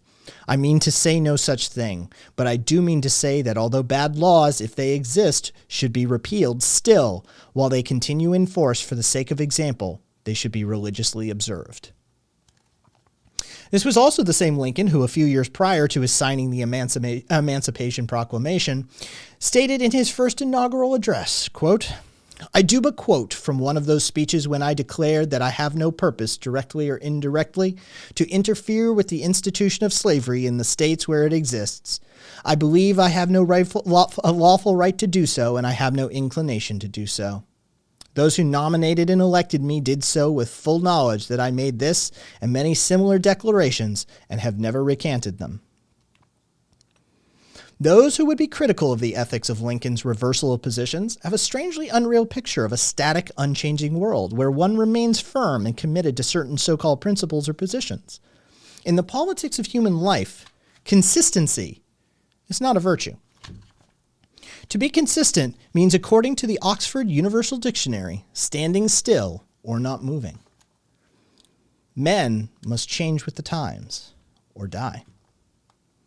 The change in Jefferson's orientation when he became president is pertinent to this point. Jefferson had incessantly attacked President Washington for using national self-interest as the point of departure for all decisions. He castigated the president as narrow and selfish and argued that decisions should be made on a world interest basis to encourage the spread of ideas of the American Revolution. That Washington's adherence to the criteria of national self-interest was a betrayal of the American Revolution. However, from the first moment when Jefferson assumed the presidency of the United States, his every decision was dictated by national self-interest. This story from another century has parallels in our century and every other. The fifth rule of the ethics of means and ends is that concern with ethics increases with the number of means available and vice versa. To the man of action, the first criterion in determining which means to employ is to assess which means are available. Reviewing and selecting available means is done on a straight utilitarian basis. Will it work? Moral questions may enter when one chooses among equally effective alternative means. But if one lacks the luxury of a choice and is possessed of only one means, then the ethical question never arises. Automatically, the lone means becomes endowed with a moral spirit. Its defense lies in the cry, "What else could I do?" Inversely, the secure position in which one possesses the choice of a number of effective and powerful means is always accompanied by that ethical concern and serenity of conscience, so admirably described by Mark Twain as the calm confidence of a Christian holding 4 aces. To me, ethics is doing what is best for the most.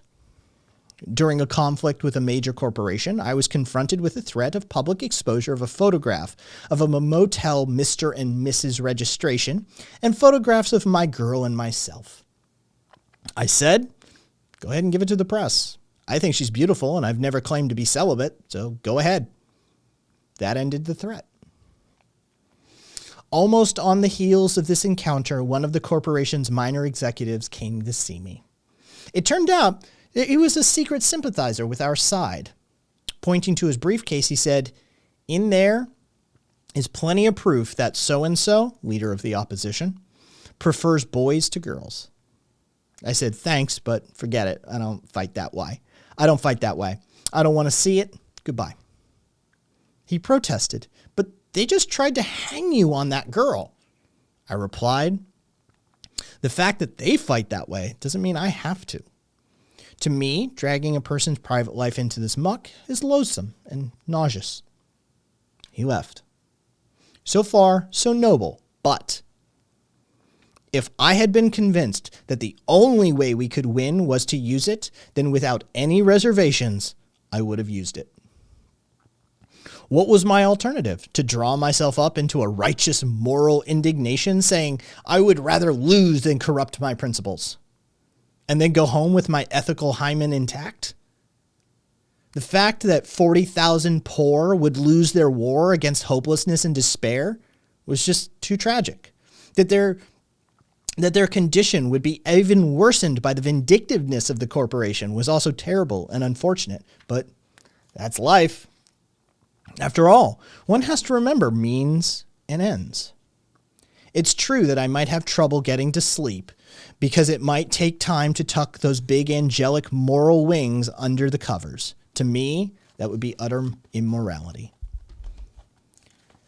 The sixth rule of the ethics of means and ends is the less important the end to be desired, the more one can afford to engage in ethical evaluations of means. No explanation. I'll read it again for you. The sixth rule of the ethics of means and ends is that the less important the end to be desired, the more one can afford to engage in ethical evaluation of means. The seventh rule of the ethics of means and ends is that generally success or failure is a mighty determinant of ethics.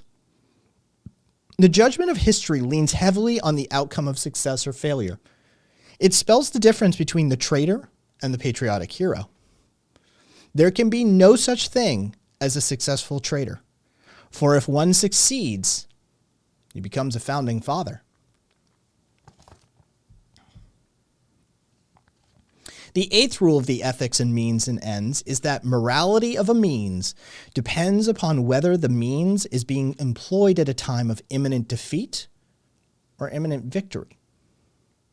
The same means employed with victory seemingly assured may be defined as immoral, whereas if it had been used in desperate circumstances to avert defeat, the question of morality would likely never arise. In short, ethics are determined by whether one is losing or winning. From the beginning of time, killing has always been regarded as justifiable if committed in self-defense. Let us confront this principle with the most awful ethical question of modern times. Did the United States have the right to use the atomic bomb at Hiroshima? When we dropped the atomic bomb, the United States was assured victory. In the Pacific, Japan had suffered an unbroken succession of defeats. Now we were in Okinawa with an air base from which we could bomb the enemy around the clock. The Japanese Air Force was decimated, as was their Navy. Victory had come in Europe, and the entire European Air Force, Navy, and Army were released for use in the Pacific. Russia was moving in for a cut of the spoils. Defeat for Japan was an absolute certainty, and the only question was how and when the coup de grace would be administered.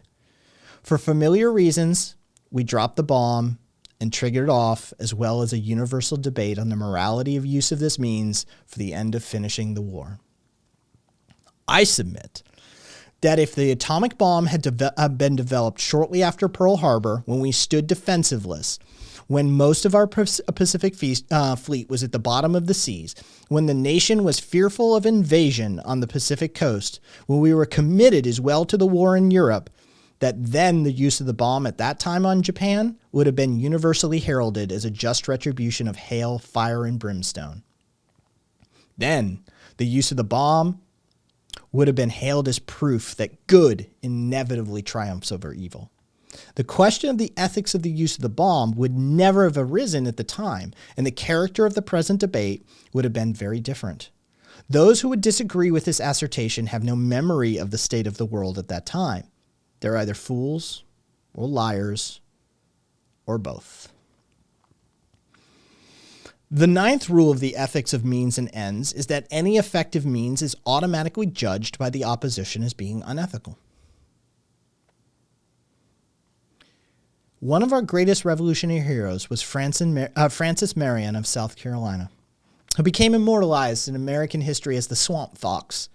Marion was an outright revolutionary guerrilla. He and his men operated according to the traditions and with all of the tactics commonly associated with the present-day guerrillas. Cornwallis and the regular British Army found their plans and operations harried and disorganized by Marion's guerrilla tactics. Infuriated by the effectiveness of his operations and incapable of coping with them, the British denounced him as a criminal and charged that he did not engage in warfare like a gentleman or a Christian. He was subjected to an unremitting denunciation about his lack of ethics and morality for his use of guerrilla means to the end of winning the revolution. The 10th rule of the ethics of means and ends is that you do what you can with what you have and clothe it in moral garments. In the field of action, the first question that arises in the determination of means to be employed for particular ends is what means are available. This requires an assessment of whatever strengths or resources are present and can be used. It involves sifting the multiple factors which combine in creating the circumstances at any given time and an adjustment to the popular views and popular climate.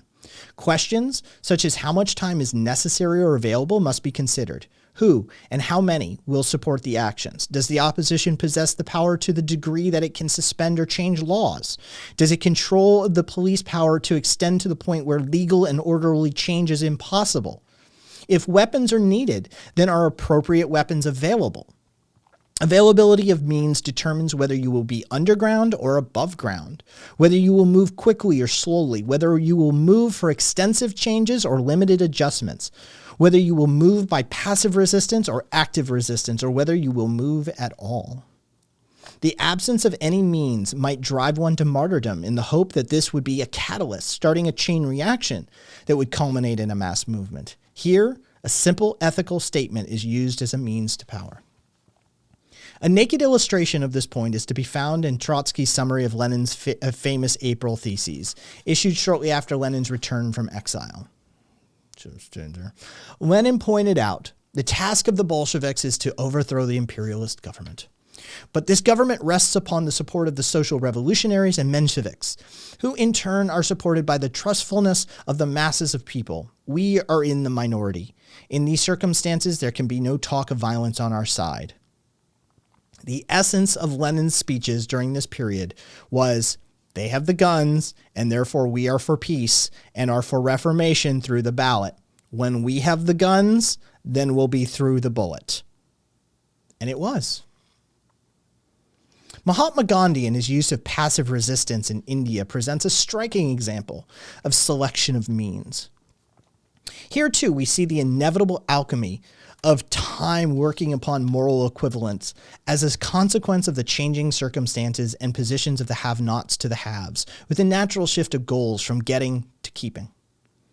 Gandhi is viewed by the world as the epitome of the highest moral character, with respect to means and ends. We can assume that there are those who would believe that if Gandhi had lived, there would never have been an invasion of Goa or any other armed invasion. Similarly, the politically naive would have regarded it as unbelievable that the great apostle of nonviolence, Nehru, would ever have countenanced the invasion of Goa. For it was Nehru who stated in 1955, what are the basic elements of our policy in regard to Goa? First, there must be peaceful methods. This is essential unless we give up the roots of all of our policies and our behavior. We rule out non-peaceful methods entirely. He was a man committed to nonviolence and extensively to the love of mankind, including his enemies. His end was the independence of India from foreign domination, and his means was that of passive resistance. History and religious and moral opinion have so enshrined Gandhi in this sacred matrix that in many quarters it's blasphemous to question whether this entire procedure of passive resistance was not simply the only intelligent, realistic, expedient program which Gandhi had at his disposal. And that the morality which surrounded this policy of passive resistance was to a large degree a rationale to cloak a pragmatic program with a desired and essential moral cover. Let us examine this case. First, Gandhi, like any other leader in the field of social action, was compelled to examine the means at hand. If he had had guns, he might as well have used them in an armed revolution against the British, which would have been in keeping with the traditions of revolutions for freedom through force. Gandhi did not have the guns, and if he had had the guns, he would not have had the people to use the guns. Gandhi records in his autobiography his astonishment at the passivity and the submissiveness of his people in not retaliating or even wanting revenge against the British.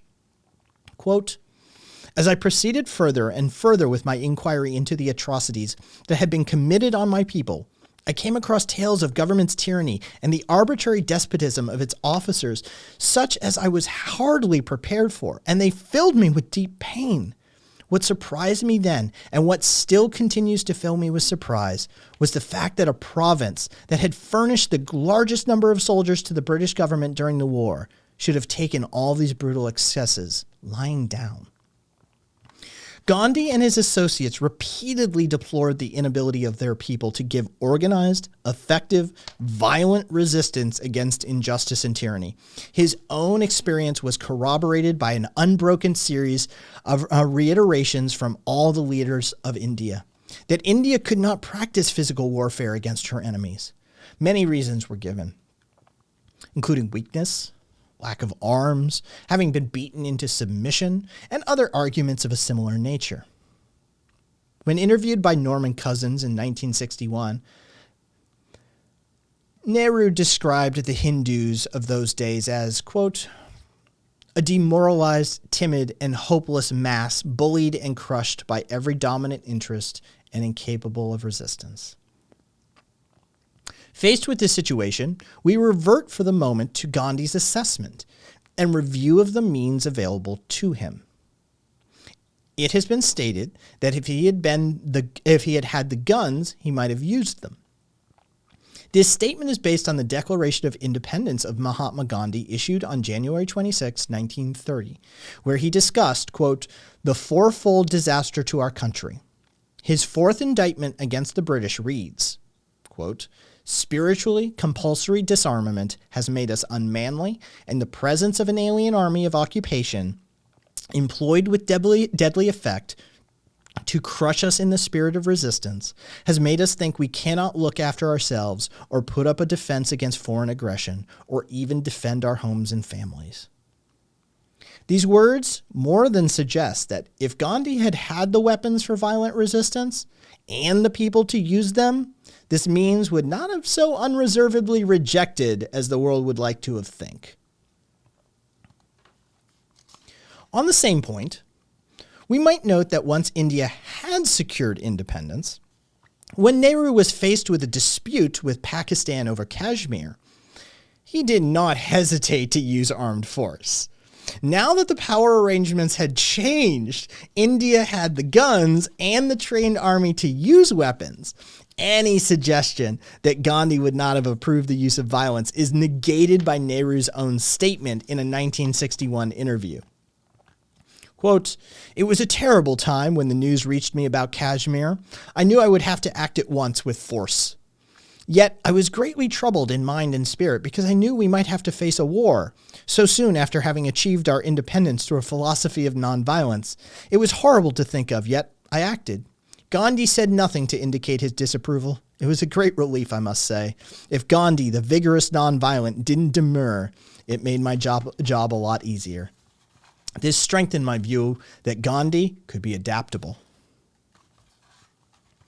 Confronted with the issue of what means he could employ against the British, we come to the other criteria previously mentioned, that the kind of means selected and how they can be used is significantly dependent upon the face of the enemy or the character of the opposition.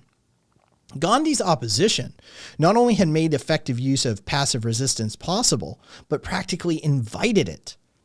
His enemy was a British administration characterized by an old, aristocratic, liberal tradition, one which granted a good deal of freedom to its colonials, and which had always operated on a pattern of using, absorbing, seducing, or destroying through flattery or corruption. The revolutionary leaders who arose from the colonial ranks. This was the kind of opposition that would have tolerated and ultimately capitulated before the tactic of passive resistance. Gandhi's passive resistance would never have had a chance against a totalitarian state such as that of the Nazis. It's dubious whether under these circumstances the idea of passive resistance would have even occurred to Gandhi. It has been pointed out that Gandhi, who was born in 1869, never saw or understood totalitarianism and defined his opposition completely in terms of the character of the British government and what it represented. George Orwell, Eric Blair, in his essay Reflection on Gandhi, made some pertinent observations on this point. Quote, he believed in arousing the world, which is only possible if the world gets a chance to hear what you are doing. It is difficult to see how Gandhi's methods could be applied in a country where opponents of the regime disappear in the middle of the night and are never heard from again. Without a free press and the right of assembly, it is impossible not merely to appeal to outside opinions, but to bring a mass movement into being, or even to make your intentions known to your adversary. From a pragmatic point of view, passive resistance was not only possible, but it was the most effective means that could have been selected for the end of ridding India of British control. In organizing, the major negative in the situation has to be converted into the leading positive. In short, knowing that one could not expect violent action from this large and torpid mass, Gandhi organized the inertia. He gave it a goal so that it became purposeful. Their wide familiarity with Dharma made passive resistance no stranger to the Hindustani. To oversimplify, what Gandhi did was to say, look, you're all sitting there anyway, so instead of sitting there, why don't you sit over here? And while you're sitting there, say independence now. This raises another question about the morality of means and ends. We've already noted that in essence, mankind divides itself into three groups: the have-nots, the have-a-little-want-mores, and the haves. The purpose of the haves is to keep what they have. Therefore, the haves want to maintain the status quo, and the have-nots to change it. The haves develop their own morality to justify their means of repression and all other means employed to maintain the status quo. The haves usually establish laws and judges devoted to maintaining that status quo, since any effective means of changing the status quo are usually illegal and or unethical in the eyes of the establishment. Have-nots, from the beginning of time, have been compelled to appeal to a higher law than man-made law. Then, when the have-nots achieve success and become the haves, they're in the position of trying to keep what they have, and their morality shifts with their change of location and power pattern. 8 months after securing independence, the Indian National Congress outlawed passive resistance and made it a crime. It was one thing for them to use the means of passive resistance against the previous haves, but now in power, they were going to ensure that this means would not be used against them. No longer as have-nots were they appealing to laws higher than man-made laws. Now that they were making the laws, they were on the side of man-made laws. Hunger strikes, used so effectively in the revolution, were viewed differently now too. Nehru, in the interview mentioned above, said, "The government will not be influenced by hunger strikes. To tell the truth, I didn't approve of fasting as a political weapon, even when Gandhi practiced it." Again, Sam Adams, the firebrand radical of the American Revolution, provides a clear example.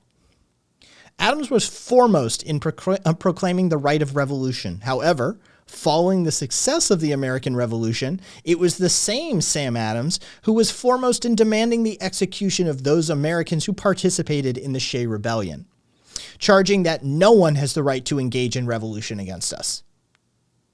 Moral rationalization is indispensable at all times of action, whether to justify the selection or the use of ends or means. Machiavelli's blindness to the necessity for moral clothing to all acts and motives. He said, quote, "Politics has no relation to morals." That was his major weakness. All great leaders, including Churchill, Gandhi, Lincoln, and Jefferson, always invoked moral principles to cover naked self-interest in the clothing of freedom, equality of mankind, a law higher than man-made laws, and so on and so forth. Then even held under circumstances of national crises, when it was universally assumed that the end justify any means. All effective actions require the passport of morality. The examples are everywhere. In the United States, the rise of the civil rights movement in the late 1950s was marked by the use of passive resistance in the South against segregation. Violence in the South would have been suicidal. Political pressure was then impossible. The only recourse was economic pressure with a few fringe activities. Legally blocked by state laws, hostile police, and courts, they were compelled, like all have-nots from time immemorial, to appeal to a law higher than man-made laws. In his social contract, Rousseau noted the obvious that, quote, "Law is a very good thing for men with property and a very bad thing for men without property." Passive resistance remained one of the few means available to anti-segregationist forces until they had secured the voting franchise, in fact. Furthermore, passive resistance was also a good defensive tactic since it curtailed the opportunities for use of power resources of the status quo for forcible repression. Passive resistance was chosen for the same pragmatic reason that all tactics are selected, but it assumes the necessary moral and religious adornments. However, when passive resistance becomes massive and threatening, it gives birth to violence. Southern Negroes have no tradition of Dharma and are close enough to their northern compatriots so that contrasting conditions between the North and South are as visible as well as a constant spur. Add to this fact that the Southerners' poor whites do not operate by British tradition but reflect generations of violence. The future does not argue for making a special religion of nonviolence. It will be remembered for what it was, the best tactic for its time and place. As more effective means became available, the civil rights movement will divest itself of those decorations and substitute a new moral philosophy in keeping with its new means and opportunities. The explanation will be as it always has been. Times have changed. It's happening today. The 11th rule of the ethics of means and ends is that goals must be phrased in terms like liberty, equality, fraternity, of the common welfare, pursuit of happiness, or bread and peace. Whitman put it, the goal once named cannot be countermanded.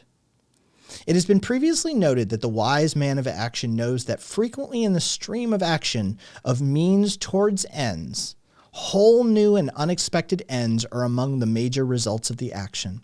From a civil war fought as a means to preserve the Union came the end of slavery. Ish. Not really. In this connection, it must be remembered that history is made up of actions in which one end results in another ends.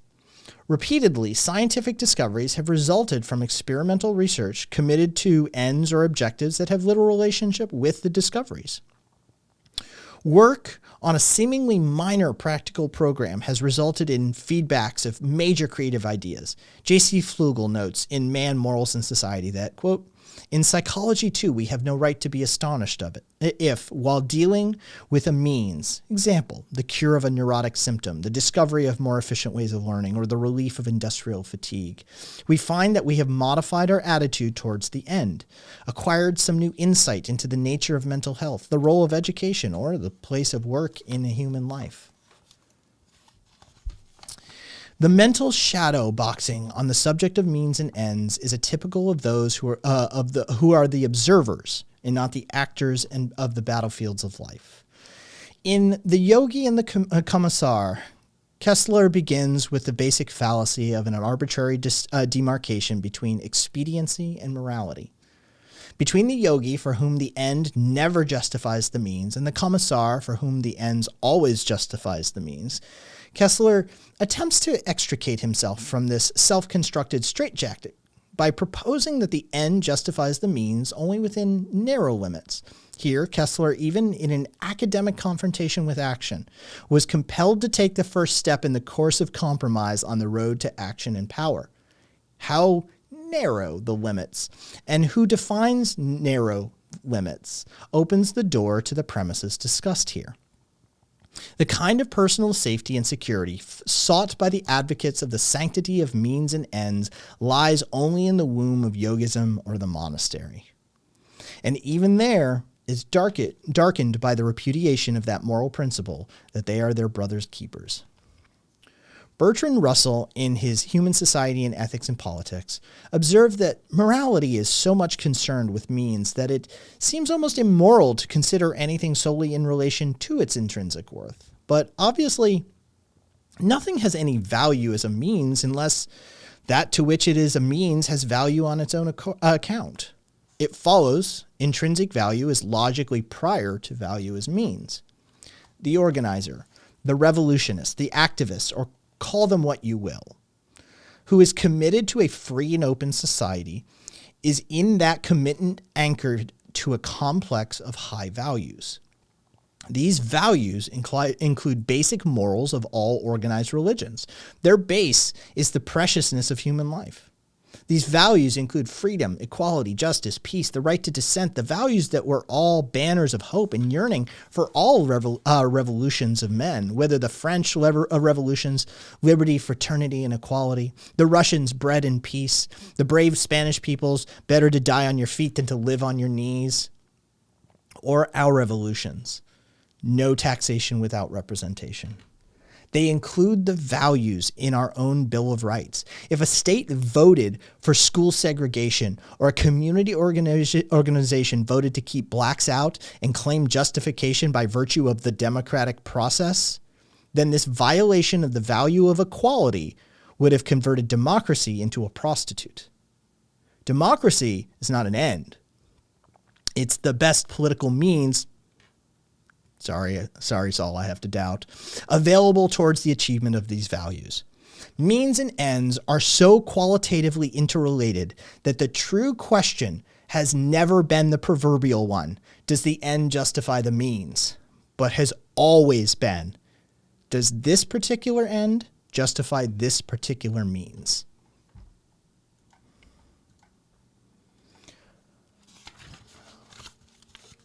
That is of means and ends. Wow. We shed some people. We gained some people. I saw some numbers shift around. I saw some numbers drop. I saw some numbers go up. Sorry for those of you that came in and asked questions. I don't answer any questions. I literally try and ignore chat while I'm doing reading because I'm literally recording and it'll go up on YouTube. So I try and keep shit. Jab at democracy right at the end. Bob Black would be proud. I can't help but interject on a comment like that. Democracy is the best. Press X to doubt. I am an anarchist after all, right? I have to get my say in. But yep, that is we're now that far through. And then this is a word about words. This is a really interesting chapter. It truly is. It's about vocabulary. It's about word choice. It's about rhetoric. It is a fascinating chapter. You know what? It's not that long either. What is it? 49, 48 to 62. All right, it's not that long.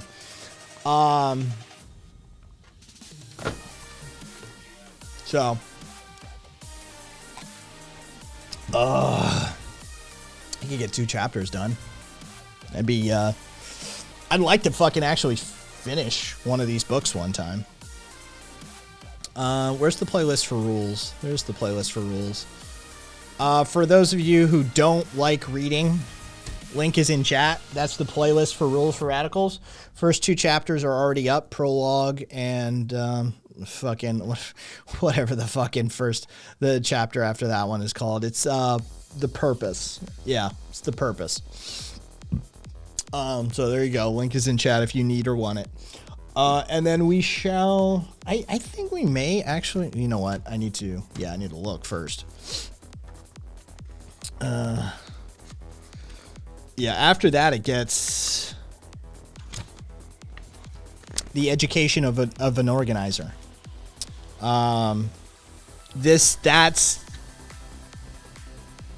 Yeah.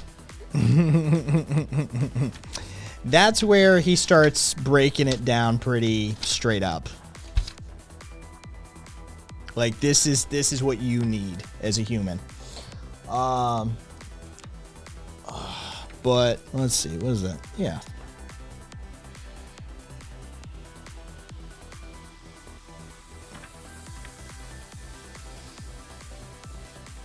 Yeah, it's literally just a Rules for Radicals playlist. I'm just doing, Bob Black has his own fucking Rules for Radicals, and as I finish them, I'll finish them.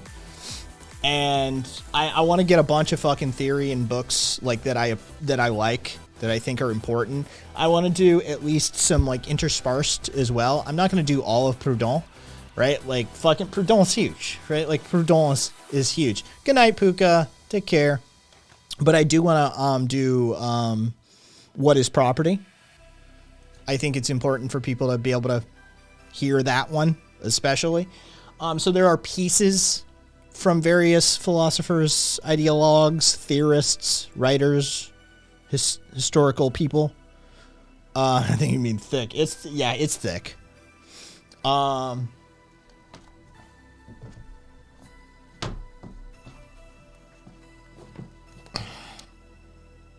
Prudent.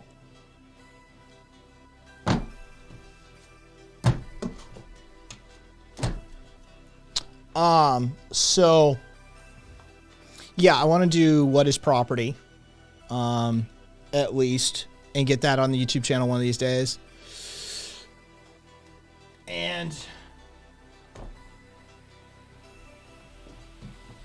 I want to do Newman's post-anarchism, as well one of these days. That's thinner. That's easier. I'd love to get that one done as well, and get that just straight up on the YouTube channel. But I'm gonna go back and forth between Bob Black. That's sort of what I've decided. I'm gonna go back and forth between Bob Black and Rules for Radicals, and just until I get one of them done, and then I'll cycle something else in and toggle back and forth and that sort of thing. But yeah, as many times as I've told everybody they need to fucking read Rules for Radicals, what I'm learning is a lot of my fucking community doesn't like to read. ADHD, ADD, fucking time constraints, dyslexia, whole bunch of fucking shit that prevents it and makes it a little more of a hindrance. So me reading the texts while somebody can follow along, because I know somebody's following along at least. I think it was Crystal. Fucking, you know, there was a few people last night that were like following along in the PDF as well.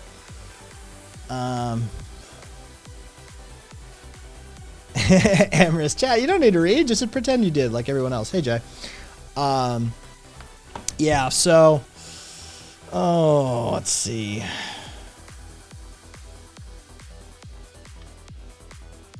You know, it's not that long. It's not that long. Come on, Kai, you can do it.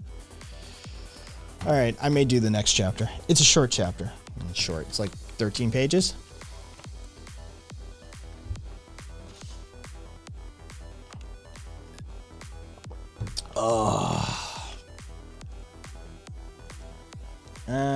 All right. Yeah, we may just do the next chapter. A word about words. Would give me 2 pieces to upload to the YouTube channel tonight. Oh no, that's an education. I'm like, as soon as I saw like humor and curiosity, I'm like, wait, that's a different chapter. Jay, it really is. It really is how most people do it. There's a segment on QI, the British panel trivia show, once hosted by Stephen Fry. Once hosted by Stephen Fry, and now hosted by Sandy. I forget Sandy's last name. Stephen asks the audience, how many people have read 1984? And the majority of hands go up. It's just, fucking right up. Majority of hands go up. He then cites a study that basically shows the majority of people who state that they have read 1984, in fact, have never read 1984. And he said, now I'm going to ask you again, and this time be honest. How many of you have read 1984? And a few hands go up. It was a distinct difference. We're talking like 90% of the audience down to like 8% of the audience. It's like that. Most people haven't read most of the things that they say they've read, frankly. No, we don't read 84 in schools. No, Amorous.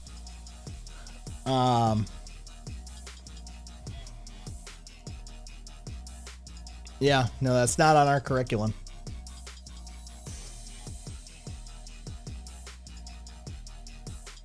Ask again about Brave New World. I was always a Brave New World guy, not a 1984 guy. I much preferred Huxley's prose to Orwell's. Yeah. All right, there we go. All right, let's yeah.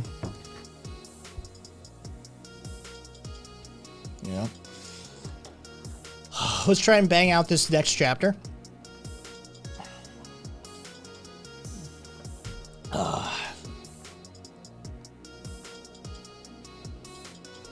Emote is that?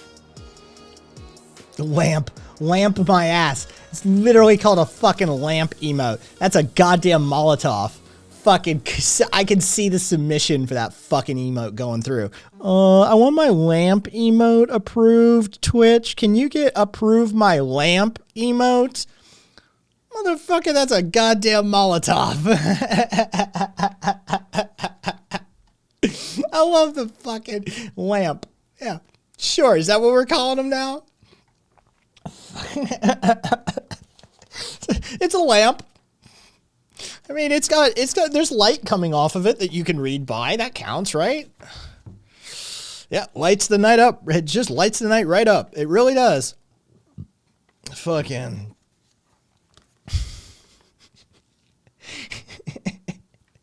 Fucking lamp. I can't believe they approved that. I had a fucking emote. I took a strike because of a bootlicker emote that had 3 drops of spittle coming off of the tongue that was licking the boot. They kicked that back, but the fucking Bulbasaur Molotov fucking lamp emote is fucking fine. Jesus goddamn Christ.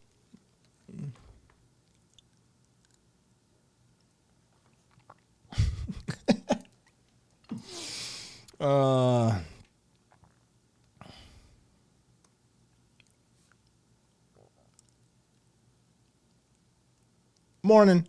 We're just about to dip back in and do some more reading.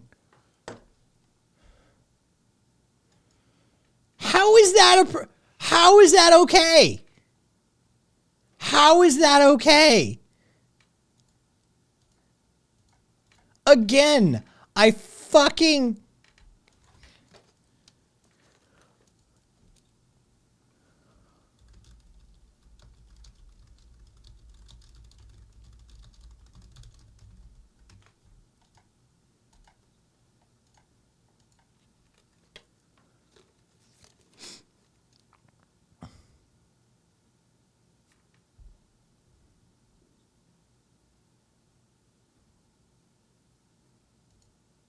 I mean, these days I don't have to ask for approval anymore. I'm beyond approval at this point. I just upload. I have direct upload and immediate usage.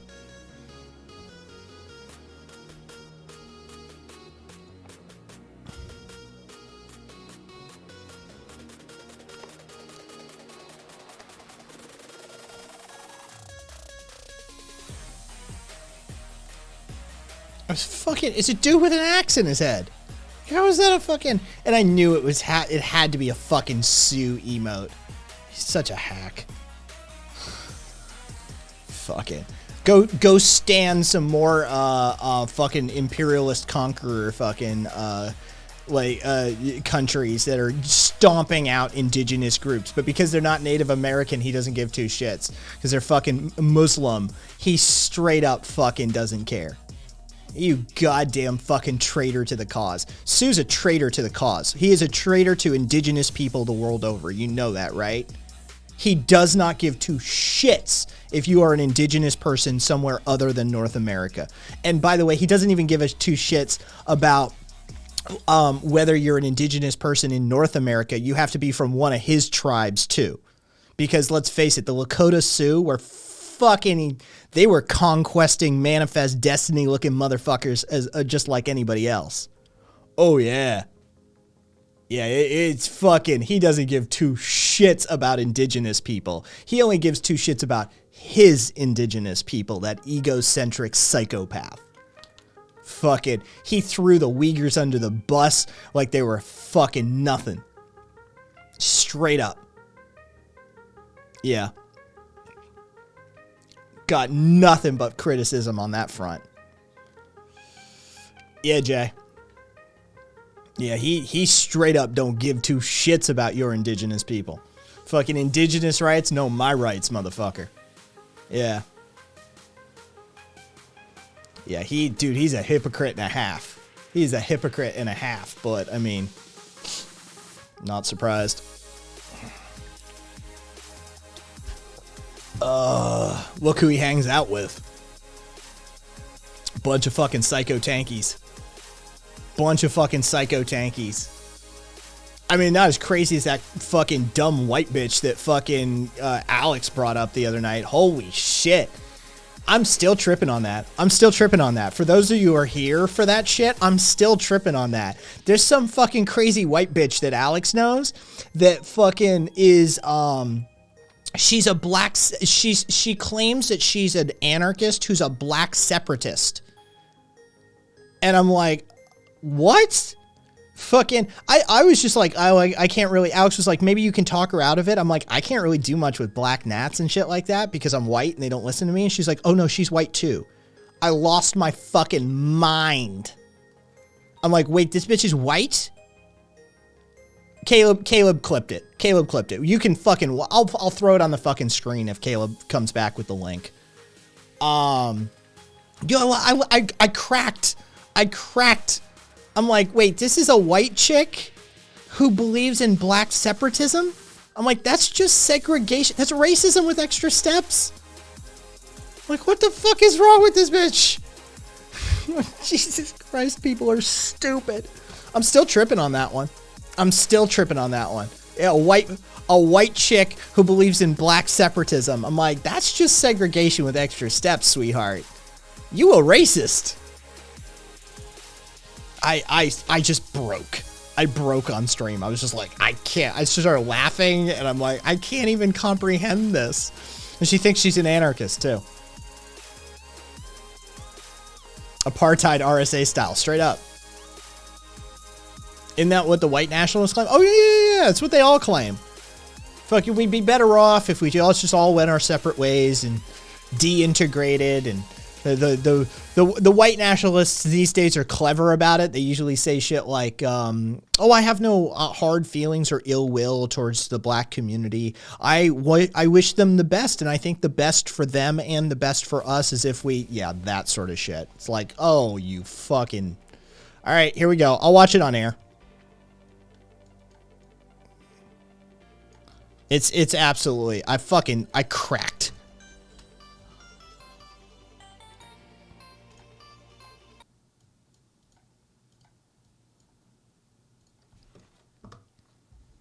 Racist ass shit.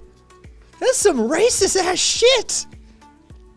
A white black separatist? That's some racist ass shit.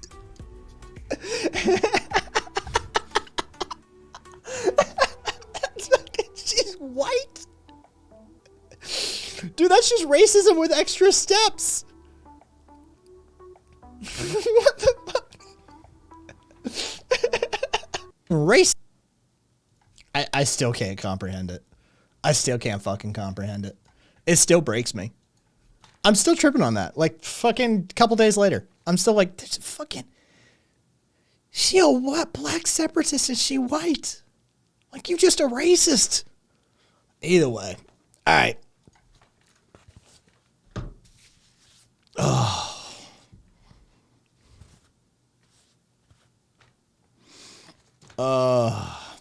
Let's get this chapter done. Let's get this chapter done. What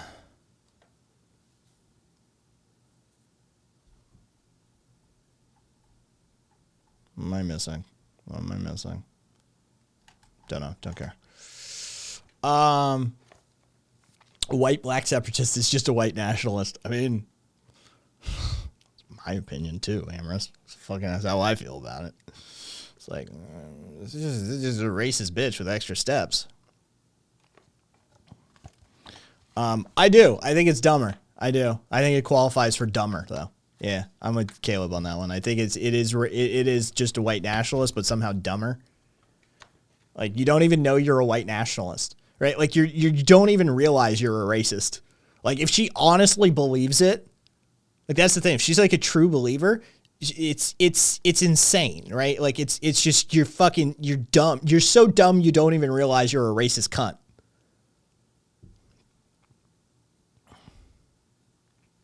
Hey, Jesus Christ. All right, let's get this fucking next chapter hammered out.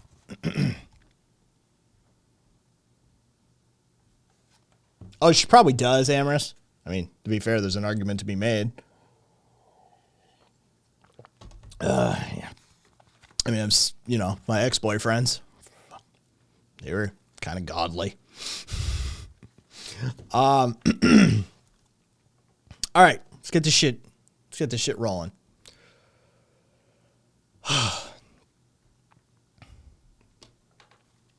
A word about words.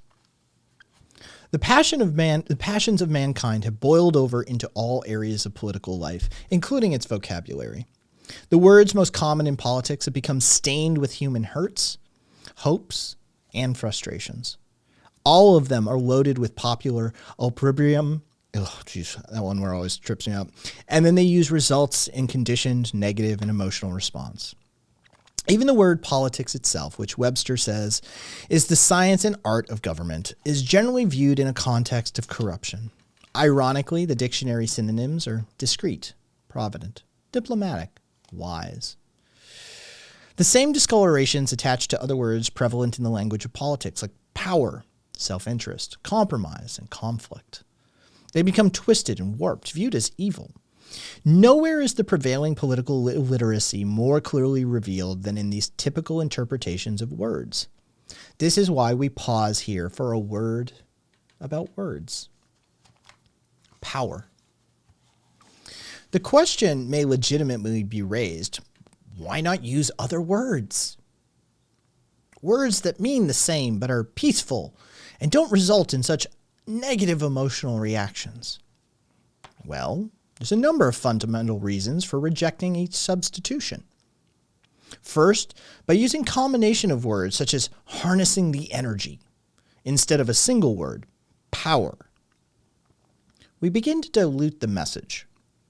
And as we use purifying synonyms, we dissolve the bitterness, the anguish, the hate and love, the agony and the triumph attached to these words, leaving an aseptic imitation of life.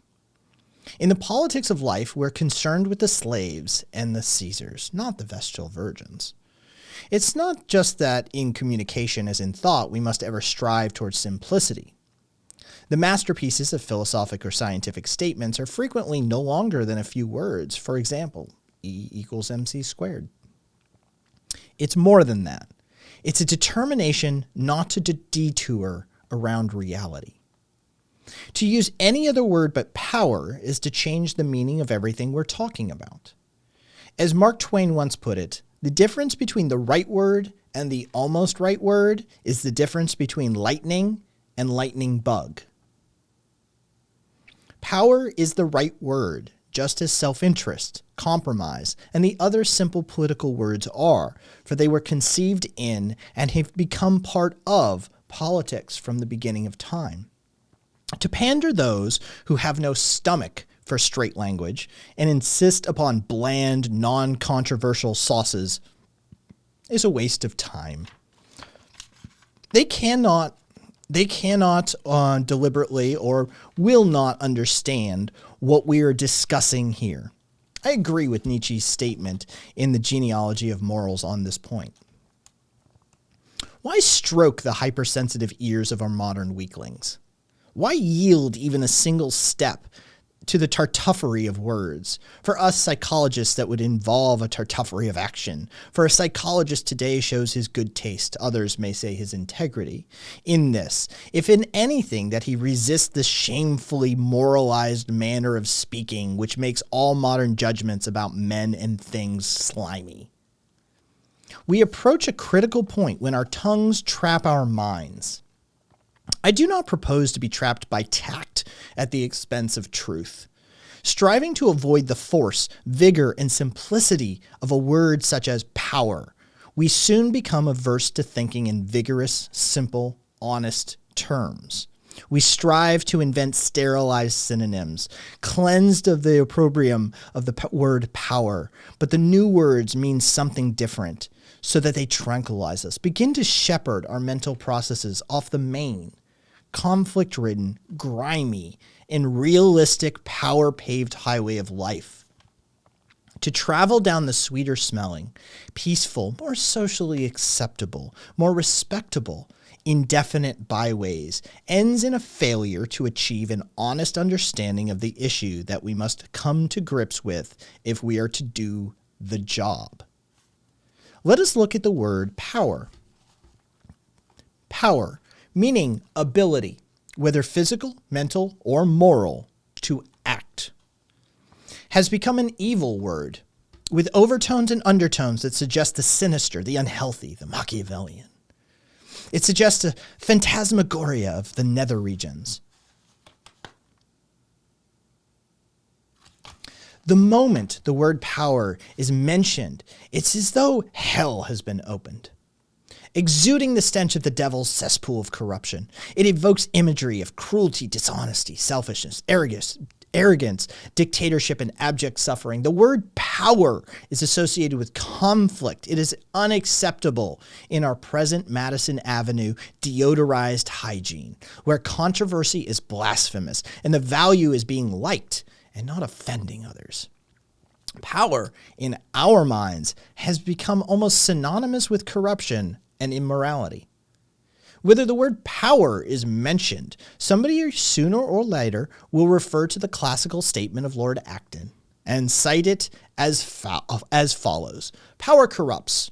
Absolute power corrupts absolutely. In fact, the correct quotation of Acton is power tends to corrupt. Absolute power corrupts absolutely. We can't even read Acton's statement accurately. Our minds are so confused by its conditioning.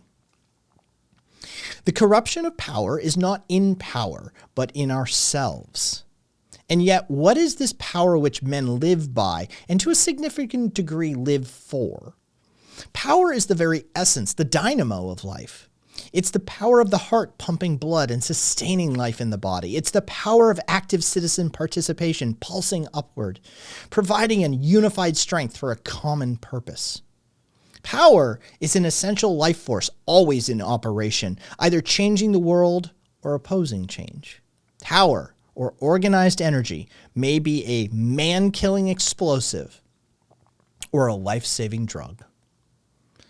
The power of a gun may be used to enforce slavery or to achieve freedom. The power of the human brain can't create man's most glorious achievements and develop perspectives and insights into the nature of life-opening horizons previously beyond the imagination. The power of the human mind can also devise philosophies and ways of life that are most destructive for the future of mankind. Either way, power is the dynamo of life. Alexander Hamilton in the Federalist Papers put it this way: what is a power but the ability or faculty of doing a thing? What is the ability to do a thing but the power of employing the means necessary to its execution? Pascal, who is definitely not a cynic, observed that justice without power is impotent. Power without justice is tyranny. St. Ignatius, the founder of the Jesuit order, did not shrink from the recognition of power when he issued his dictum. To do a thing well, a man needs power and competence. We could call the role of all who have played their parts in history and find the word power, not a substitute word, used in their speech and writings. It is impossible to conceive of a world devoid of power. The only choice of concepts is between organized and unorganized power. Mankind has progressed only through learning how to develop and organize instruments of power in order to achieve order, security, morality, and civilized life itself, instead of a sheer struggle for physical survival. Every organization known to man, from government down, has had only one reason for being. That is, organization for power, in order to put into practice or promote its common purpose. When we talk about a person's lifting himself up by his own bootstraps, we're talking about power. Power must be understood for what it is, for the part it plays in every area of our life. If we're to understand it and thereby grasp the essentials of relationships and functions between groups and organizations, particularly in a pluralistic society, to know power and not fear it is essential to its constructive use and control of it. In short, life without power is death. A world without power would be a ghostly wasteland, a dead planet. Self-interest. Self-interest, like power, wears the black shroud of negativism and suspicion. To many, the synonym for self-interest is selfishness. The word is associated with a repugnant conglomeration of vices such as narrowness, self-seeking, and self-centeredness. Everything that is the opposite of the virtues of altruism and selflessness. This common definition is contrary, of course, to our everyday experiences, as well as the observations of all great students of politics and of life. The myth of altruism as a motivating factor in our behavior could arise and survive only in a society bundled in the sterile gauze of New England Puritanism and Protestant morality tied together with the ribbons of Madison Avenue public relations. It is one of the classic American fairy tales. From the great teachers of Judeo-Christianity morality and the philosophers to the economists and to the wise observers of the politics of man, there has always been universal agreement on the part that self-interest plays as a prime moving force in man's behavior. The importance of self-interest has never been challenged. It has been accepted as an inevitable fact of life. In the words of Christ, "Greater love has no man than this, that a man lay down his life for his friends."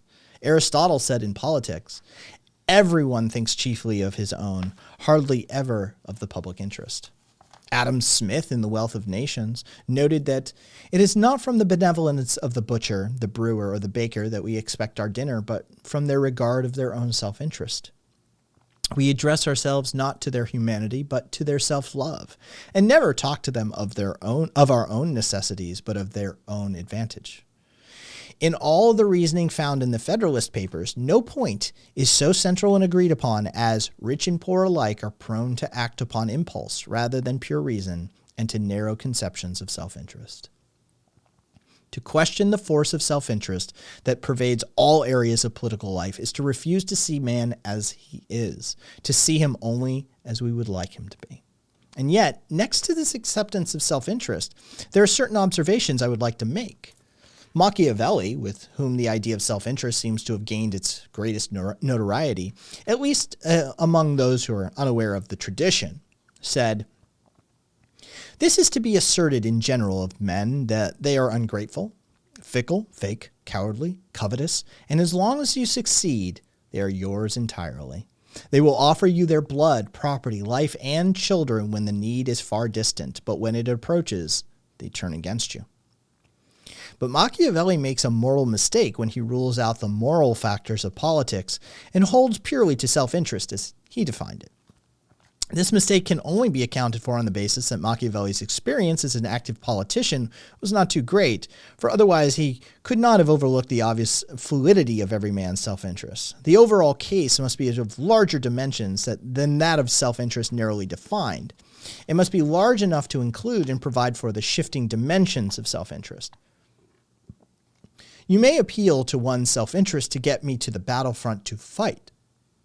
But once I'm there, my prime self-interest becomes to stay alive. And if we are victorious, my self-interest may, and usually does, dictate entirely unexpected goals rather than those I had before the war.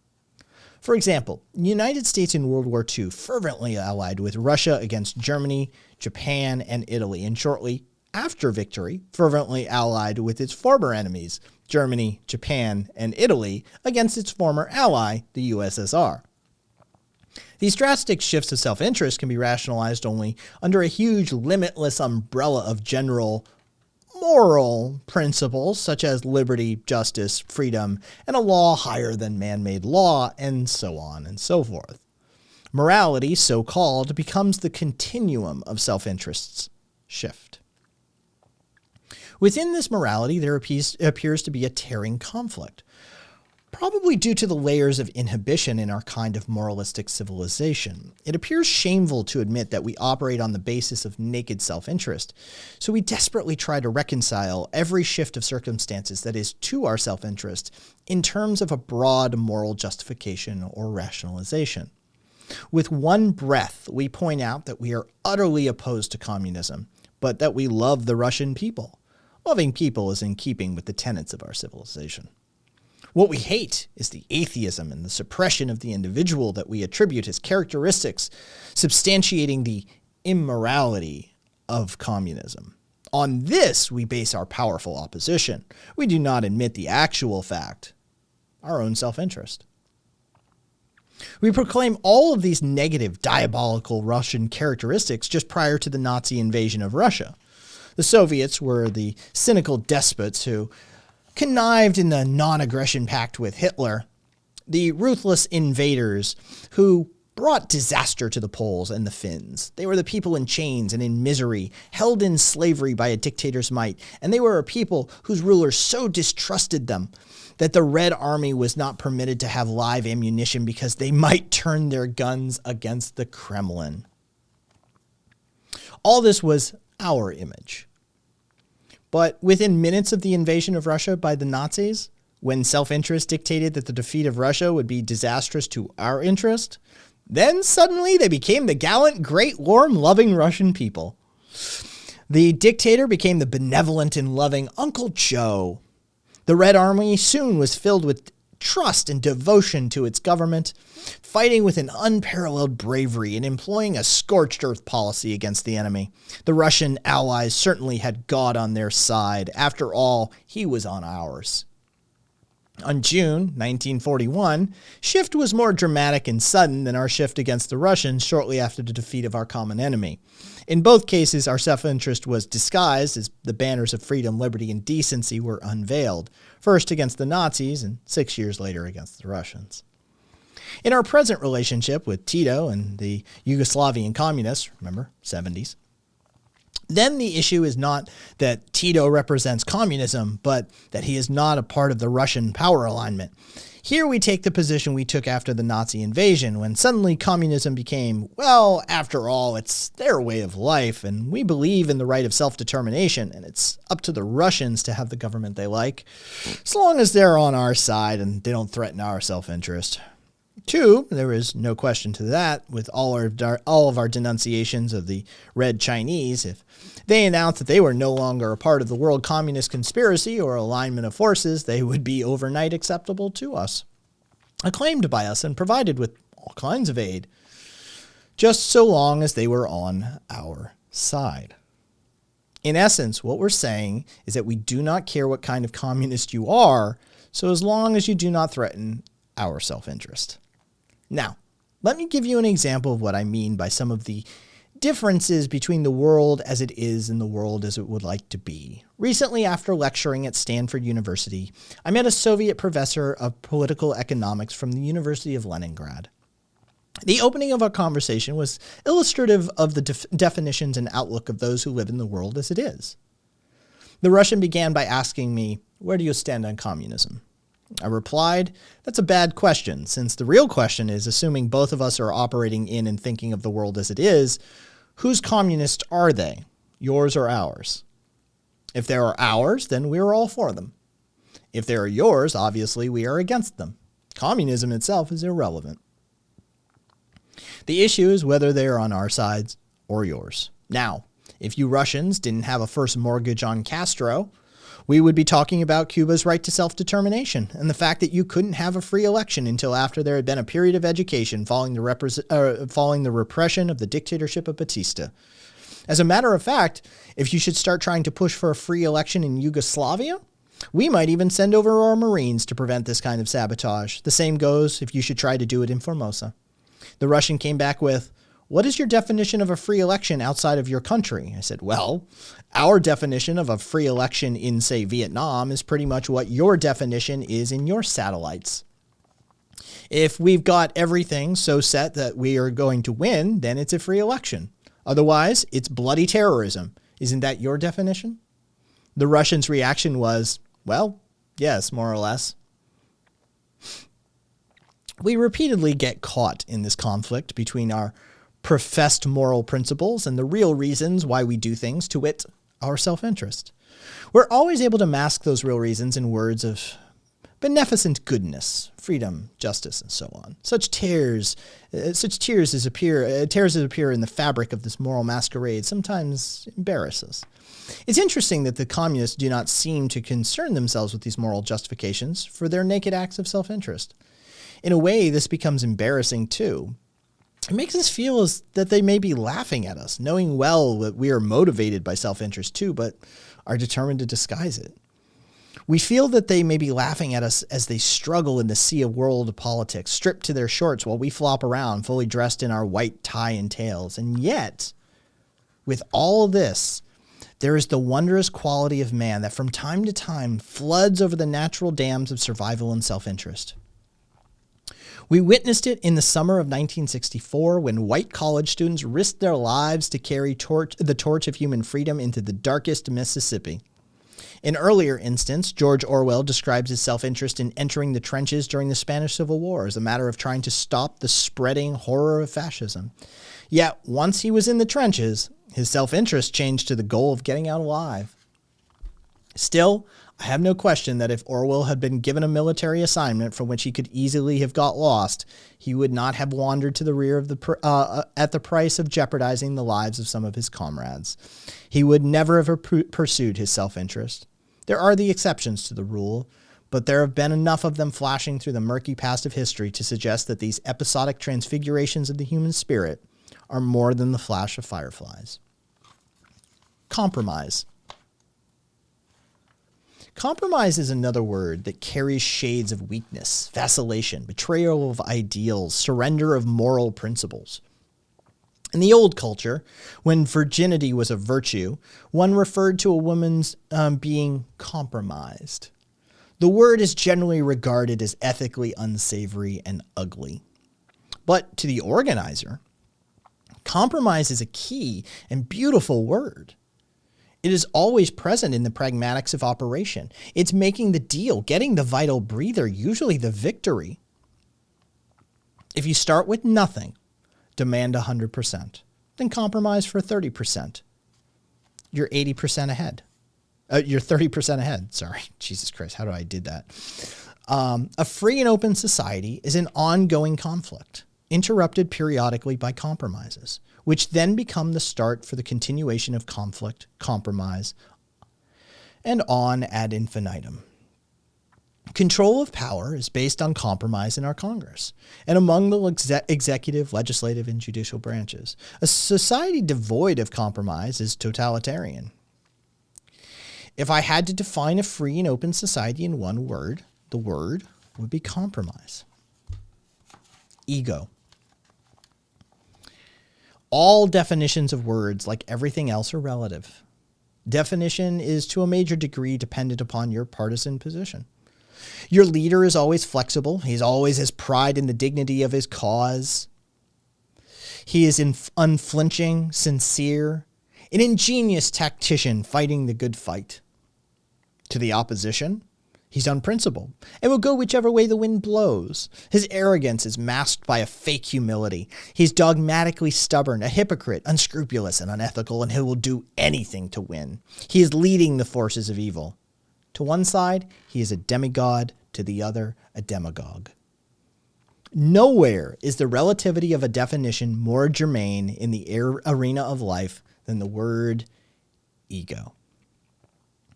Anyone who is working against the haves is always facing odds, and in many cases, heavy odds. If he or she does not have that complete self-confidence, or call it ego, then they can win. Then the battle is lost before it has even begun. I have seen so-called trained organizers go out to another city with an assignment of organizing a community of approximately 100,000 people, take one look, and promptly wire in resignation. To be able to look at a community of people and say to yourself, I will organize them in so many weeks. I will take on the corporations, the press, and anything else, is to be a real organizer. Ego, as we understand and use it here, cannot be even vaguely confused with, nor remotely related to, egotism. No would-be organizer afflicted with egotism can avoid hiding this from the people and with whom they are working. No contrived humility can conceal it. Nothing antagonizes people and alienates them from a would-be organizer more than revealing flashes of arrogance, vanity, impatience, and contempt of a personal egotism. The ego of the organizer is stronger and more monumental than the ego of the leader. The leader is driven by the desire for power, while the organizer is driven by the desire to create. The organizer is, in a true sense, reaching for the highest level for which man can reach, to create, to be a great creator, to play God. An infection of egotism would make it impossible to respect the dignity of individuals, to understand people, or to strive to develop the other elements that make up the ideal organizer. Egotism is mainly a defensive reaction of feelings of personal inadequacy. Ego is a positive conviction and belief in one's ability with no need for egotistical behavior. Ego moves on every level. How can an organizer respect the dignity of an individual if they do not respect their own dignity? How can they believe in people if he does not believe in themselves? How can they believe in people that they have it within themselves, that they have the power to stand up and win if they don't believe it of themselves? Ego must be so all-pervading that the personality of the organizer is contagious. It converts the people from despair to defiance, creating a mass ego. Conflict. Conflict is another bad word in the general opinion. This is a consequence of two influences in our society. One influence is organized religion, which has espoused a rhetoric of turning the other cheek, and has quoted the scriptures as the devil never would have dared because of their major previous function of supporting the establishment. The second influence is probably the most subversive and insidious one, and it's permeated the American scene in the last generation. That is Madison Avenue public relations, middle-class moral hygiene, which has made conflict or controversy something negative or undesirable. This has all been a part of the advertising culture that emphasizes getting along with people and avoiding friction. If you look at our television commercials, you get the picture that American society is largely devoted to ensuring that no odors come from our mouths or armpits. Consensus is a keynote. One must not offend one fellow man. And so today we find that people in mass media are fired for expressing their opinions or being controversial. In the churches, they are fired for the same reason, but the words used there are lacking in prudence. And on university campuses, faculty members are fired for the same reasons, but the words there used are personality difficulties. Conflict is the essential core of a free and open society. If one were to project the democratic way of life in the form of a musical score, its musical theme would be the harmony of dissonance.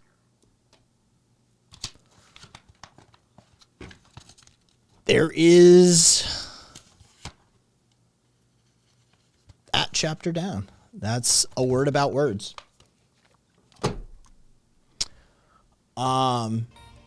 You can see where Saul and I align in the beginning of the chapter. Oh, Raphael, thank you for the biddies, by the way, my man.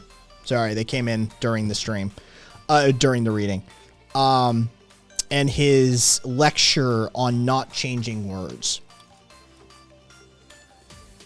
That to pander to those who have no stomach for straight language and to insist upon bland, non-controversial sauces is a waste of our time. They cannot or will not deliberately understand what we are discussing here. We are approaching a critical point when our tongues trap our minds, and I do not propose to be trapped by tact at the expense of truth. Yeah. The left needs that lesson. Seriously needs that lesson.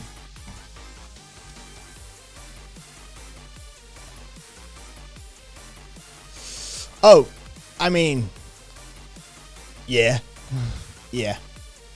Saul probably would be pissed. He'd be pissed for a number of reasons. He'd be pissed for a lot of reasons, actually. Oh, but yep. So there's 2 chapters down. That's hey Alex, I'm okay.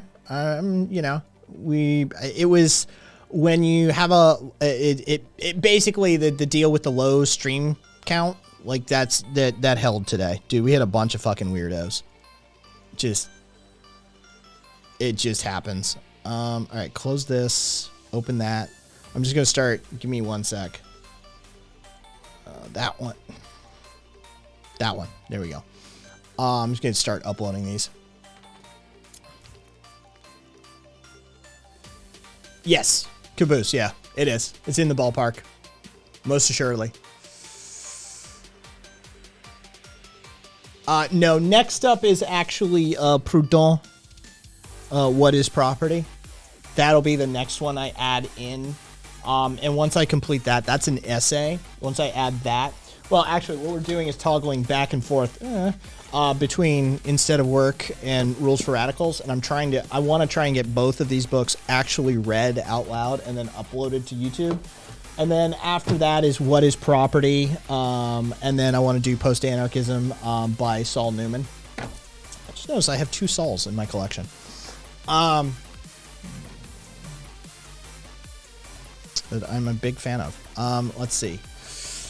So, how have I been naming these? Give me 1 sec. I'm going to do a thing, and I'm going to do a thing.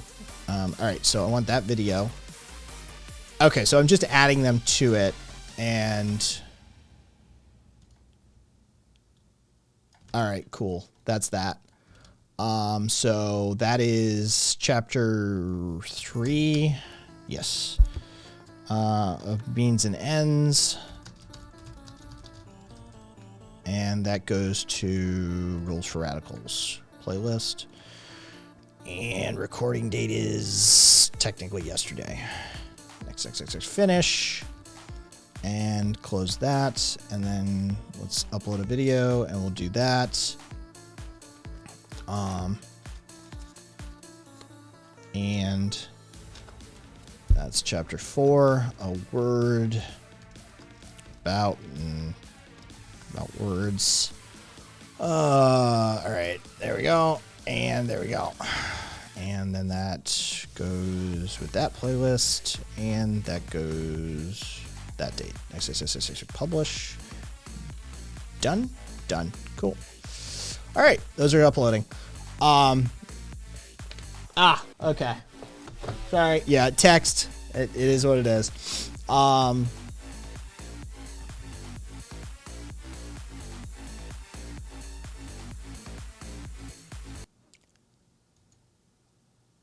I mean, dude, I'm basically persona non grata around the fucking, who is it? Poly people. Fucking poly people. Because I fucked up. I literally woke up and went on their stream. I don't fucking know the pronouns. Their stream and fucked up and said transsexual and then corrected and said transgender. And then when asked about my pronouns, I stated I was a gender nihilist and it doesn't fucking matter. I'm persona non grata fucking with poly people. 100%. That they're that entire fucking community. I am persona non grata because 1, I had a linguistic fuck up, and 2, I'm like, it shouldn't fucking matter. It shouldn't fucking matter at the end of the day. And I added the nuance. I added the fucking nuance when dealing with like right-winger idiot morons that want to like purge the population. Like, this isn't the conversation to have, but like amongst ourselves, we need to admit to ourselves, amongst ourselves, that like, yeah, we should be going for gender nihilism. This shit shouldn't matter. It should just be a fucking, like, it should be brown hair. Does it matter that you have brown hair? Does it fucking matter one bit? No. It should be absolutely a non-issue at the end of the day. And so Yeah, I'm 100% a persona non grata around that community because I dared cross that line and advocate for I dared advocate for the elimination of gender, or at least the understanding and demoting of gender as an important construct. Yeah, see, that's at camp, Alex. This is the fucking. It's just the two fucking camps, right? And you and I are in the one camp that, like, yeah, this shit doesn't matter. Like, it matters when we're out in the street dealing with fucking Nazis, but amongst ourselves, like, what are you doing? This shit doesn't matter. Does it matter that I'm right-handed?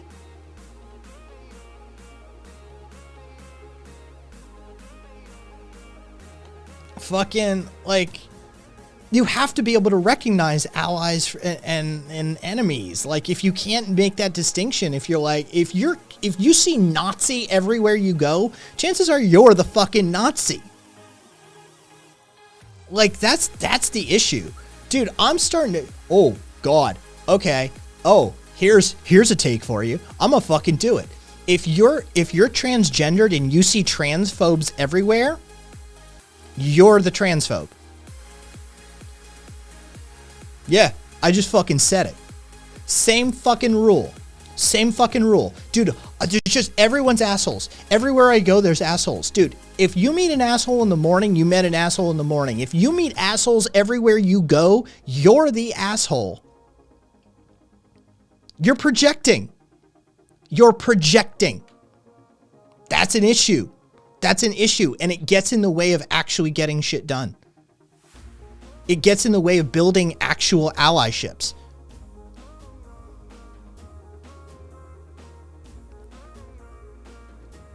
I got no problem with fucking poly. I got no problem with their community. I got no problem with transgender people. But you know what? Because I dared have an opinion on the matter, because I dared advocate for gender nihilism, I am persona non grata. I am seen as an enemy. Simple as that.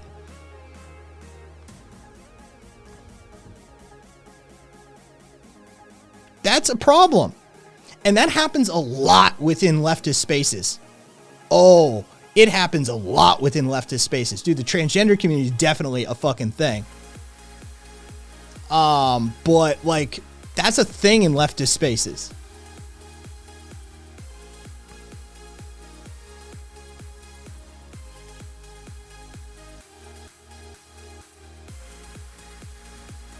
Yeah. I think fucking...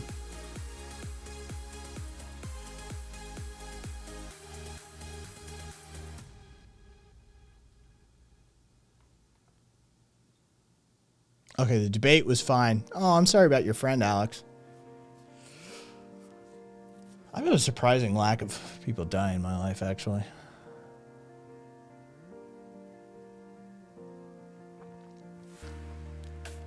Yeah, it's a defense mechanism. You know what also is a defense mechanism? Pulling the trigger reflexively on a firearm. You know what pulling the trigger reflexively on a firearm gets you? A lack of target identification and dead allies.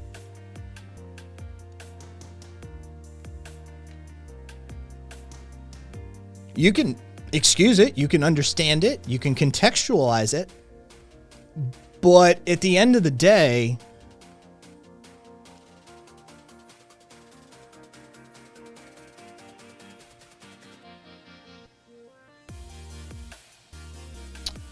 oh, well, technically I'm Demi.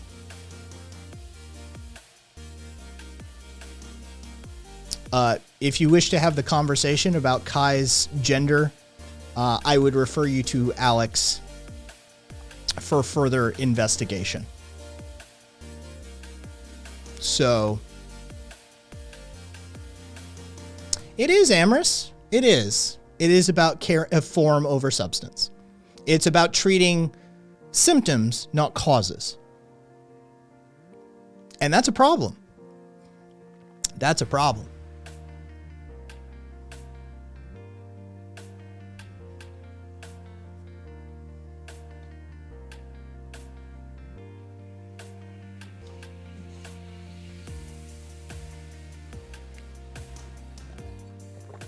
I'd prefer to address the actual solutions, but again, George Carlin, who's got time for solutions, right? Instead, we're more focused on words than actions.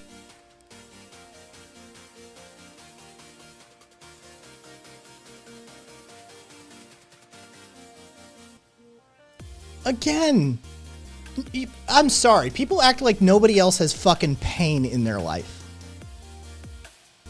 Jesus Christ, people, grow the fuck up. I'm sorry. I went to school with a dude who literally was known for kicking in gay dudes' doors and threatening their lives with a fucking baseball bat while wearing a goddamn Klan outfit. I've been chased through the fucking streets in Las Vegas because I've been fucking queer, right? Like, I've had my life threatened. I've been there. I've been traumatized. I've been fucking held down. I've been fucking, like, at a certain point, you have to deal with your shit. You do. Or just be broken. Just be broken. That's fine. If you just want to be broken, I get it. Sometimes you can't heal from shit. But the fucking truth of the matter is, fucking people, we all have our shit. Like, we all have our shit. We do. I lived in fucking Tennessee as a little gay boy before gay was okay to be. All right? Like, homie. Fucking Jesus goddamn Christ. Oh, at a certain point, you got to grow the fuck up and move on with it and get some shit done.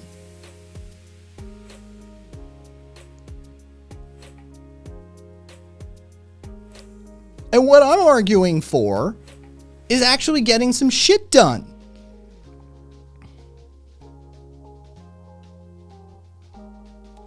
Like, get some goddamn shit done, people. Stop treating symptoms. Stop putting band-aids on shit. Stop being obsessed with language rather than action. You gotta do some stuff eventually.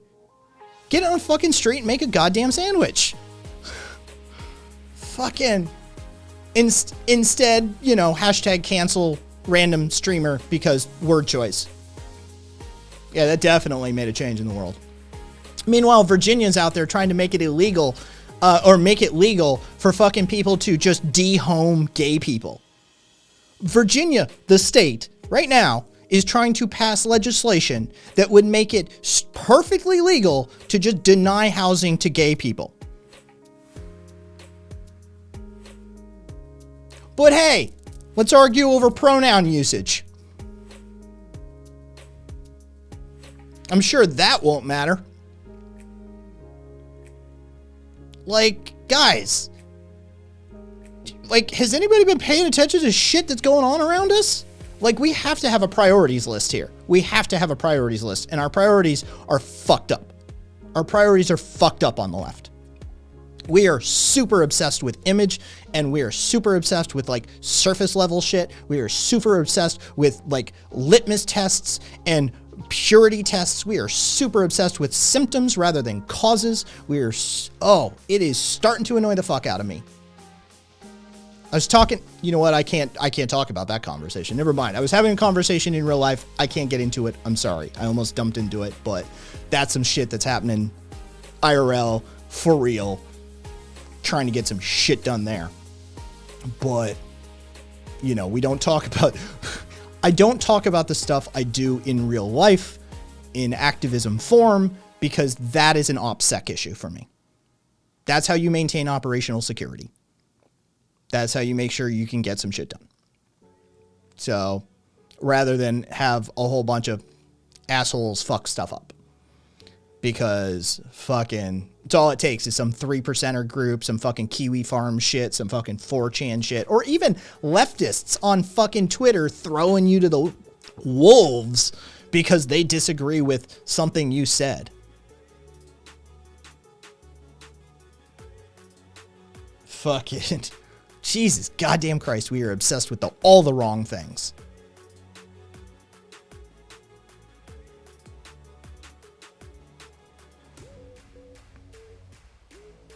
Yeah, we talked about the fucking,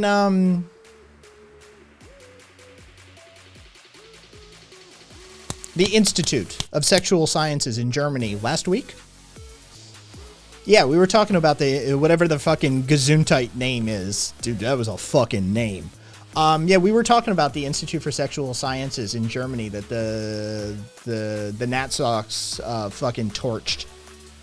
Yeah, that came up. I forget the conversation, but that came up. Yeah, that. It's gonna come up in a second. Yeah. Fucking Institute für Sexualwissenschaften. Fucking Jesus, goddamn Christ. German is just a psycho language. I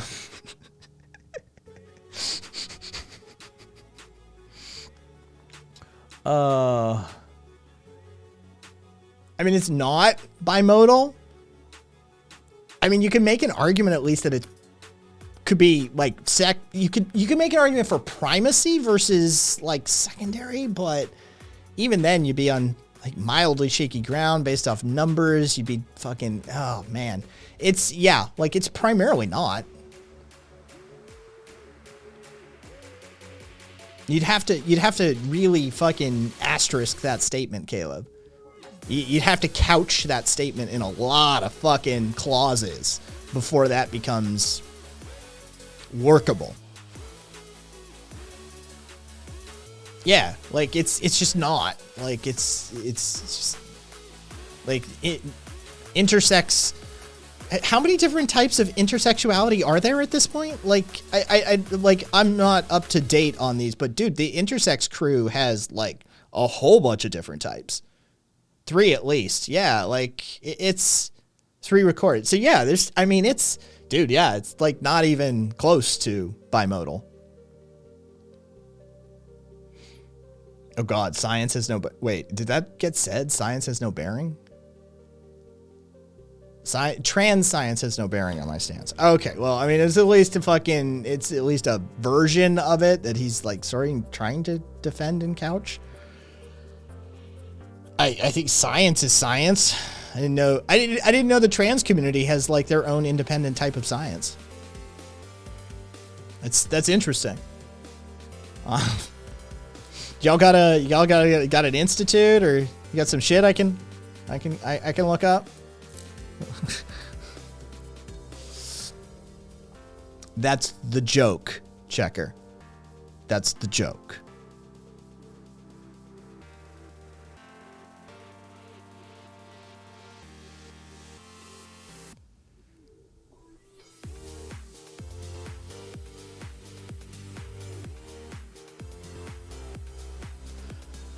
And this is why I technically qualify for transgender.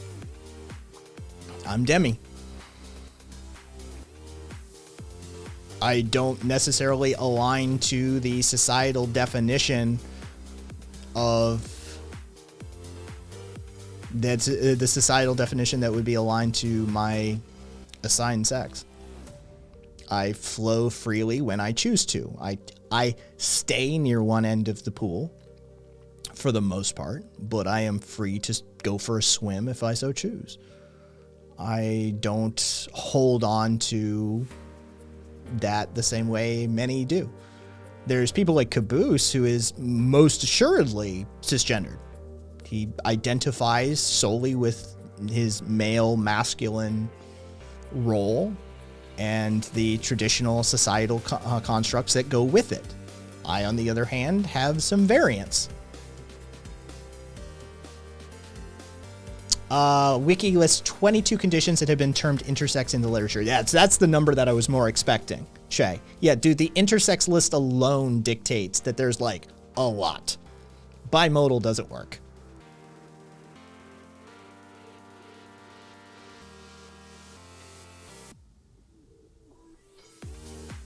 You are actually, Caboose. I've had that discussion with you. You are more cis than you are straight.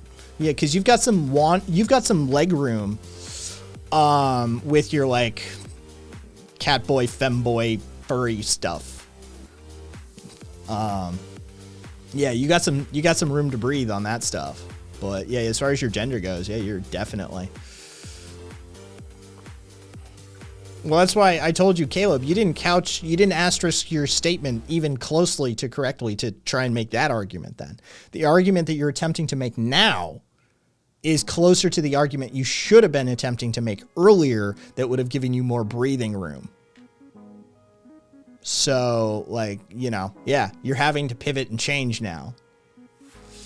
How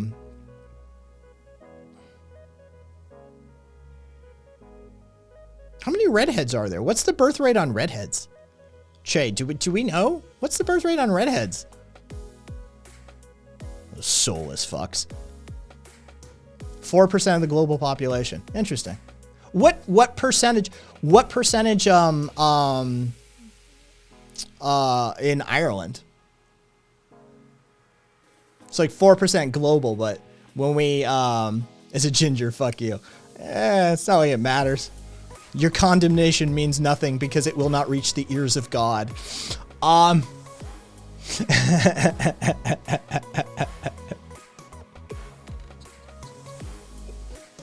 love fucking with redheads. So that's the thing. I feel fine fucking with redheads over here.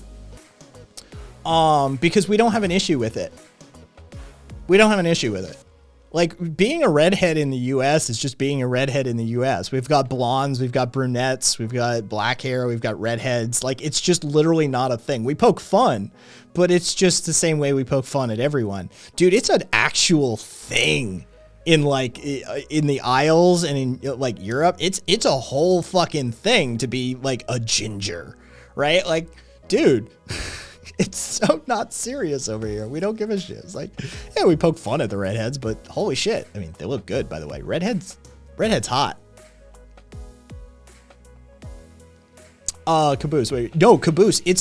Caboose. There's a disproportionate rate of recruitment for ISIS and ISIL terrorists amongst redheads in the UK because redheads are literally a persecuted minority.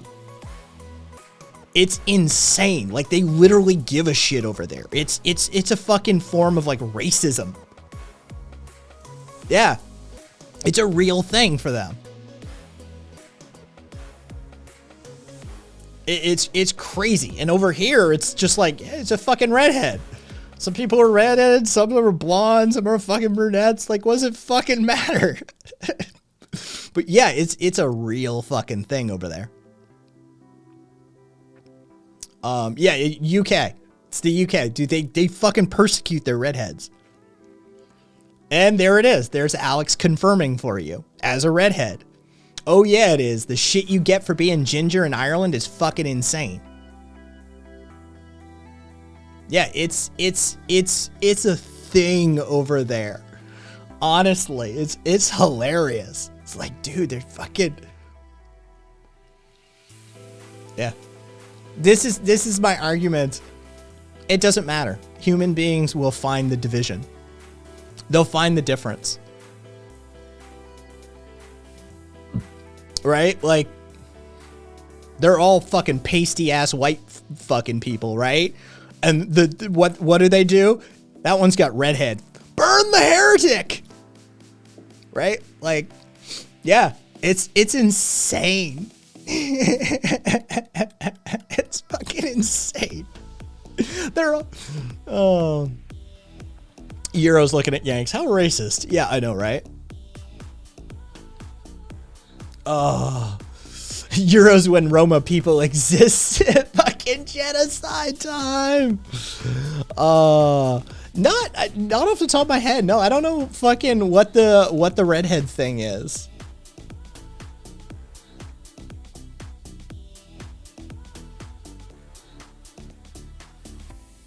Birds are conceived with demons. Christian myth. Love it. Love it. It's fucking brilliant. Another thing we can thank the church for. I mean, look. Have you considered maybe you should condemn your ancestors for lying with demons? Goddamn soulless fucks.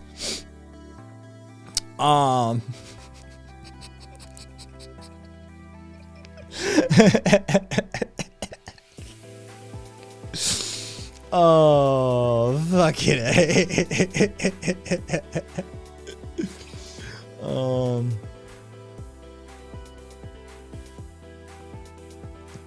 So we have to. This is what you're saying is we need to keep an eye on the UK to make sure they don't gas their trans and redheads. Let's see. Hold on. This is goddamn fucking crazy. Are you ready? This is. I know everybody hates this. You're gonna hate the source of this. You're gonna hate the source of this. But this is hilarious that this group specifically wrote about this topic because it's fucking insane. There's even a Breitbart article about ginger jihadis when even Breitbart is talking about it. It's a super common thing. It's actually a phenomenon. And so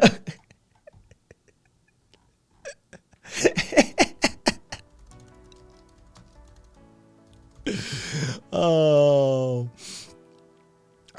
God.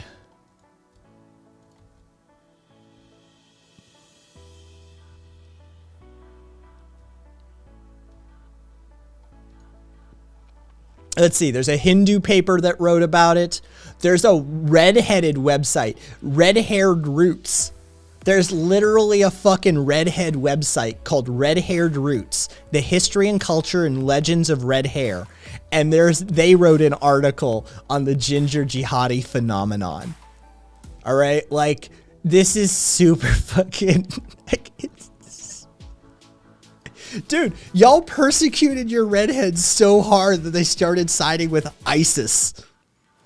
Like, that's fucking crazy as shit. Oh.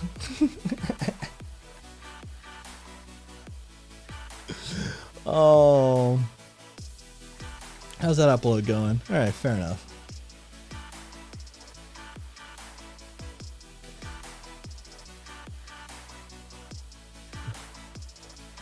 Because apparently only the Jews could be redhead. Because in Spain, during the Spanish Inquisition, people of red hair were identified as Jewish.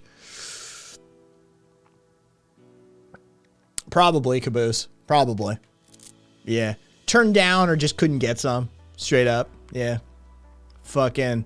Their little 1,000-year-old pee-pee went hard when they saw some, like, gorgeous, like, Celtic, redhead, green-eyed fucking just bombshell. And wouldn't give them the time of day. And they're like, that's a fucking demon. A real woman would have paid attention to me. It's fucking possessed by a demon. That's what that is. It's fucking crazy as shit, man.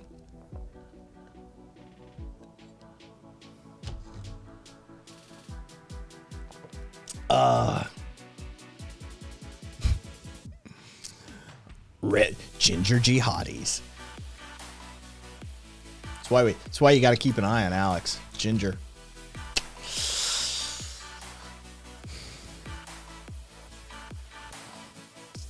Pass. Pass. You know what I'd love to see as a natural color? Blue. Blue hair. That'd be a great natural color. If we could get a mutation going that blue hair, I'd be down.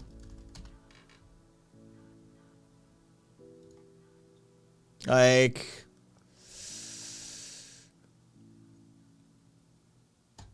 something in the, you know what? Fucking, dude, if we could get a dark blue, something like this, I'd be down.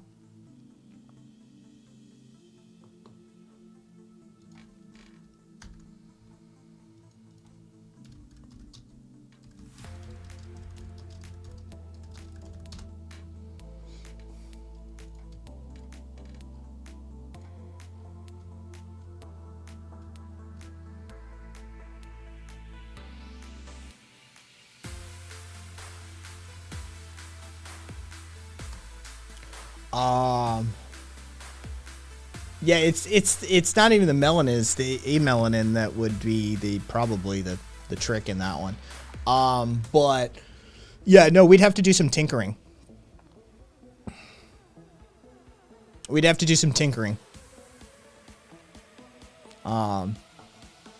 We're getting there. We're getting to the point where we might be able to do that tinkering. Few, 5, 7 generations out, something like that. We could end up there. It'd be fun. I mean, I'm full-on transhumanist, so I don't give a shit. Let's fucking get in there and fucking code. Imagine if you could like home code your own shit. Imagine if you could just open a panel on your computer and then export that to a genome printer with a like an RNA uptake with a viral load on an RNA edit, and you just inject that and wait a couple of months and you got blue hair. That'd be fucking baller. Fucking open source biohack that shit. I'm here for it. I'm here for it.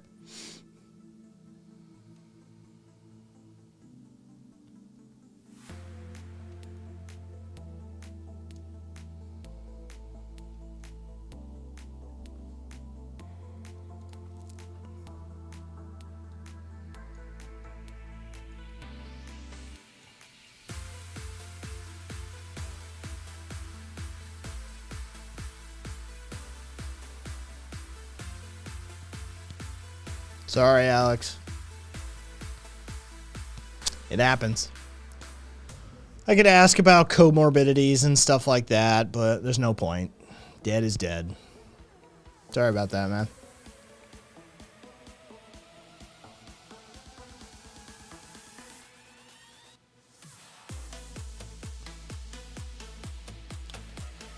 If you had read them, you'd realize there's only 2 very short rules, and the rest is a statement of channel praxis informing you as to how I conduct business on the channel. But you didn't want to read it. It wasn't a rule. All of that text wasn't a rule. It was informing you of how I operate the channel. But congratulations, you definitely fucking did a great intro. I'm sure the interactions with you will be in good faith and of a high intelligence level. Yeah, I'm sure that will definitely be good. Yeah. Fucking. It's literally too much to read 2 sentences. Hold on, I'll show you, everyone. You want to see what Genius didn't want to read? Here, hold on.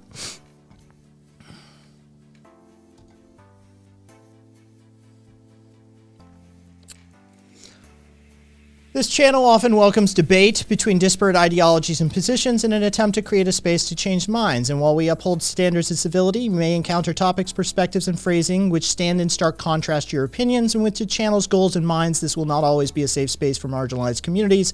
Please keep your mental well-being in mind if you choose to listen to engage this space.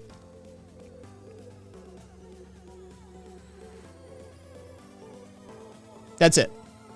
That's what homie was too terrified to read. That was just too lazy, too illiterate, too whatever.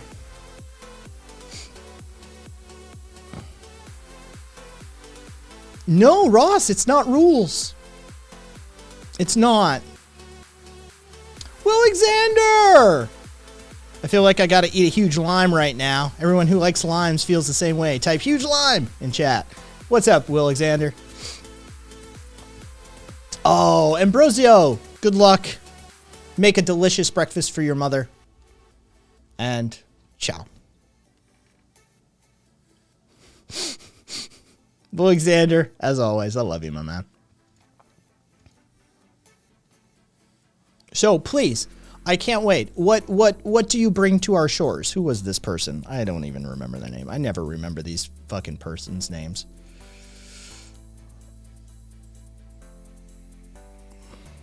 How old is this account? It's actually a couple of months old. That's actually surprising to me. So, Retro God. What would you like to discuss? What's on your mind? Seeing as you not a fan of the words. What you reading for? No, that doesn't work that way. Alexander, discuss limes. I like the key limes personally, but they're very difficult to get a hold of most of the year, and they're grown in limited areas and limited selection. Crystal Methodist, good name and good and solid catch. I don't know. What am I reading for? Yeah.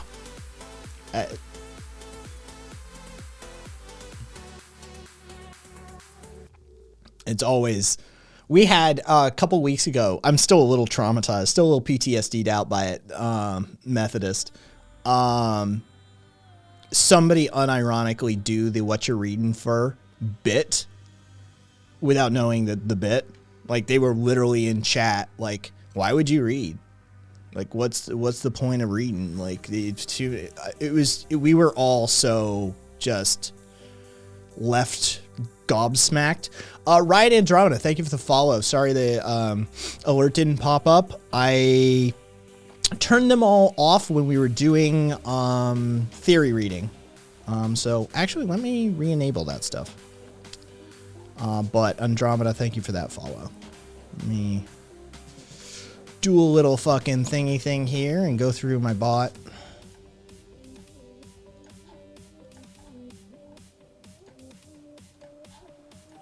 There we go.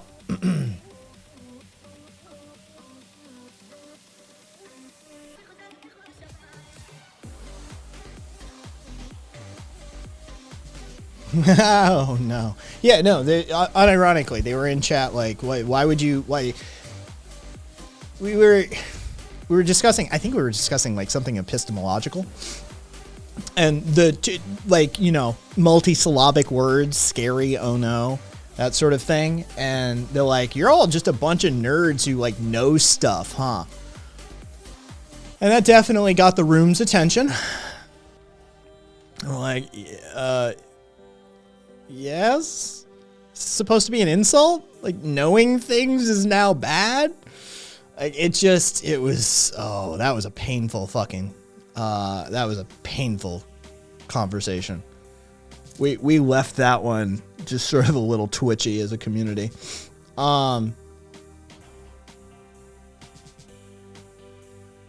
why we don't work at Waffle House. Knowing stuff, that's gay. Yeah, dude, fellas, is it gay to know stuff?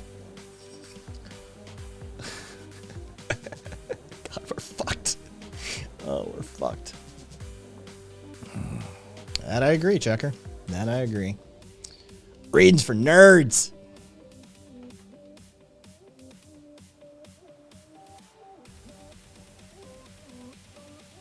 Super gay. Super gay!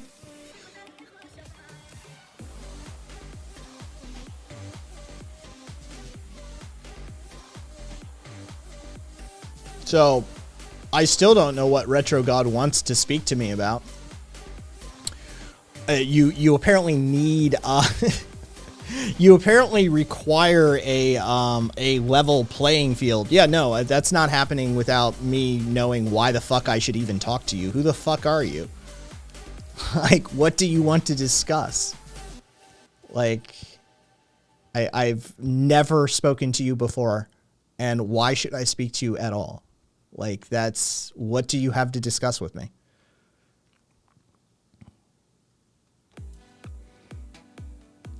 If you're straight and don't know gay sex, how do you know you're not doing gay sex? Amorous? That's good. That's good, Amorous. Yeah, I've always been of the opinion that the only way for you to know that you're not gay is to have gay sex at least once, right? Like, how do you know? If you haven't had gay sex, you don't know if you're not into gay sex. So the straightest thing you could do is have sex with somebody of the same sex. Clearly, that's the straightest thing you can do is like go fuck a dude, I guess, if you're a dude. Yeah. I mean, it takes twice to kick in. Wait, 79 about straight sex? Also, I mean, let's face it, the straightest thing you could probably do is have sex with other, like, as a man, the straightest thing you could probably do is have sex with other dudes, right? Because, like, involving women, that's ew. Like, dude, that's, right? Like, the straightest thing you could probably do is only have sex with dudes. Yeah. What's up, punk? 2 men, twice the straight. Exactly. It's basic math. It's very Spartan of you. It's basic math, right? Like, this is fundamental. What makes you radical? I always love that one. What's up, Tempest? That's Latin. Radical. Oxford English Dictionary definition. Number 2, fundamental or systemic change, especially that within a political system. Hi, my name's Kai. I'm an anarchist. I believe that the fundamentals of most of the systems of governance and economics on a global scale need a fundamental overhaul or change. This is defined literally as radical change. Now, would you like an actual opinion that is not a meme that you're going to be like, holy shit? As an American, I believe everyone should have guns except cops. I'm not memeing. My family owned and ran, and I have trained and taught firearms classes for quite some time. I started when I was young. I went until my late teens. I have trained with military experts and various firearms and CCW and personal defense experts the world over. I truly believe that. I think guns for everyone except cops. Now, there you go. There's 2 reasons why you may call me radical.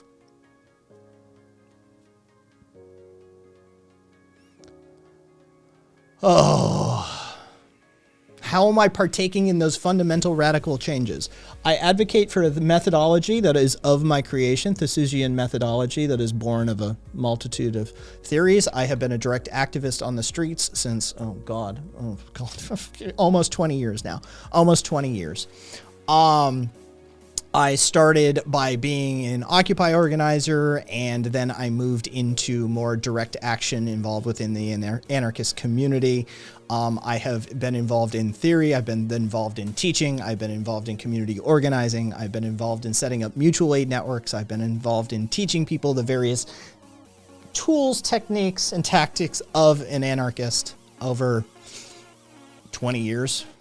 We're technically over 20 years now. So for at least 2 decades. So.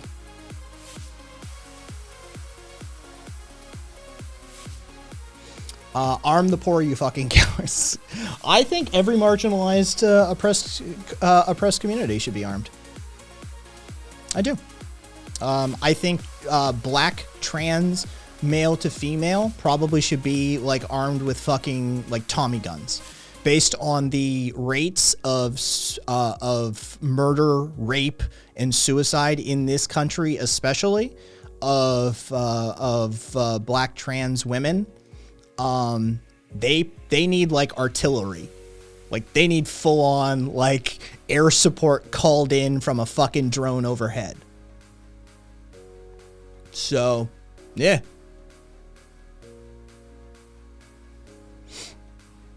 And you think I'm memeing? I'm not. Like, I'm really not. Fucking, I'm all for personal security details. Yeah.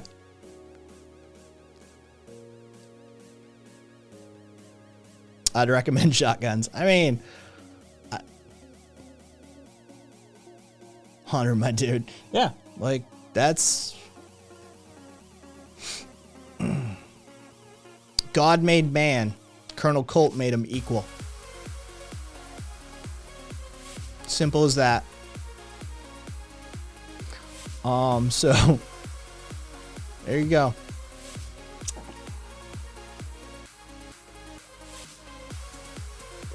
How are those uploads doing? I should check on those again. Content 52 and 33. Fair enough. Yeah. That worked until the biggest guns were owned by only a few. That's why redistribute the firearms. We need equal redistribution. I am all for dismantling the military-industrial complex and per capita handing out the goodies that we find. You get an F-35 and you get an F-35 and congratulations. Oh, the gay community of San Francisco, you're now in control of a carrier group. Oh, it looks like the indigenous communities of southwestern Arizona, Nevada, and New Mexico are also in possession of a nuclear-tipped ICBM and a carrier group themselves, right? 100% expropriation of all the military industrial complex arms into the hands of the people. Let's level the playing field.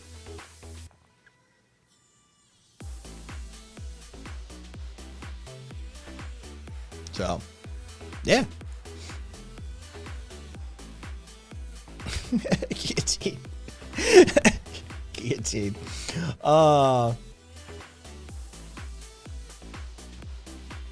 And who was it? It was Rocky. I'm for firearm safety be brought to the public schools. I am too. I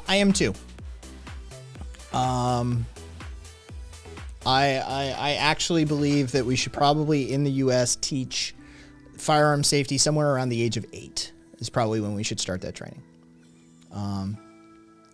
Ross, they used to, they don't anymore. They've still got Category 1 critical conditions that they need to sort out, most assuredly. I follow the F-35 program because I find it hilarious. Yeah, but yes, the F-35s were the ones that would fall out of the sky. They fell out of the sky randomly. It wasn't random. The reason they'd fall out of the sky is because the software controls for the atmosphere, the oxygen mask atmosphere controls would shut the oxygen supply off to the mask for the pilot. So the pilot would gray out or black out, and the planes are not stable. So they have to be flown. So it would just fall out of the sky because the plane tried to suffocate its own pilot. Also, there was the issue of they were not rain safe for early development. The F-35 program, they could not fly in the rain. If they encountered moisture falling from the sky incidentally while they were flying, they were prone to very, very poor handling. It just, no, they fixed the software bug. It's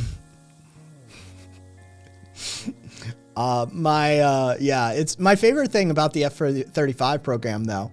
Oh no, they're Methodist. They're deployed. We've sold a bunch of them.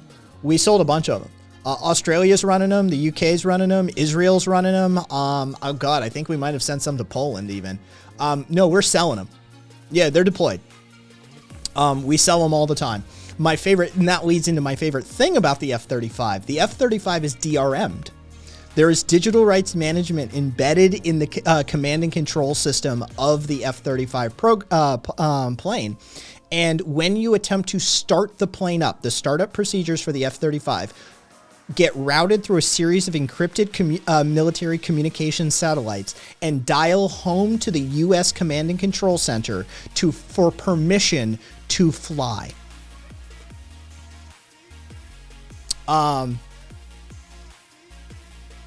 There is an exception to this. We gave a key generator to Israel. Israel can fly their F-35s without them dialing home to us. Yeah, true story.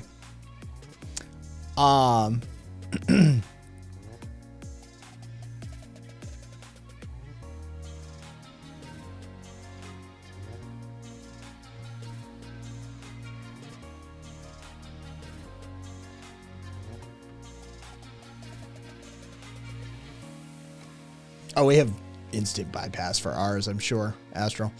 I'm sure ours instantly just bypass the entirety of the DRM system. As long as they're, well,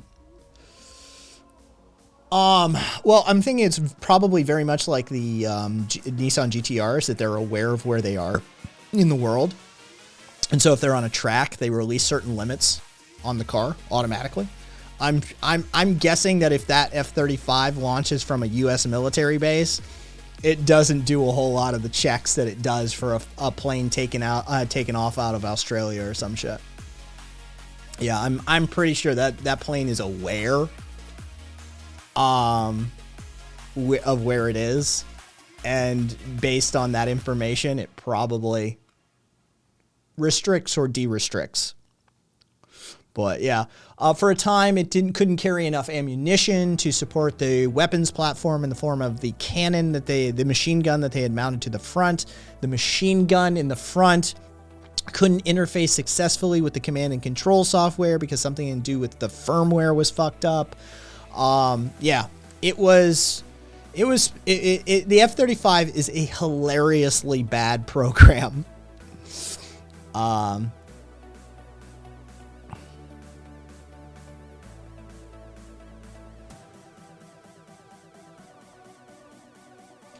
Trillion. 1.7 trillion. 1.7 trillion. Caleb, $1.7 trillion spent so far. Trillion. Yeah. I've been following the F-35 program for years now. It is one of my it always gives me a good chuckle. We have put so much money into that fucking plane, and that plane is just a goddamn joke. But that's okay. We sell it to the rest of y'all. You, like, all you fucking foreigners can crack all the jokes you want. Where you think you buy a majority of your fucking high-tech military gear from? Yeah, we're your dealer. What's up? It's either usually us or Austria. Switzerland gets in the mix as well. BAE in the UK gets in the mix as well. But I mean, for the most part, a large majority of like weapons and ammunition systems that y'all use to shore up your shores. Thanks for the money.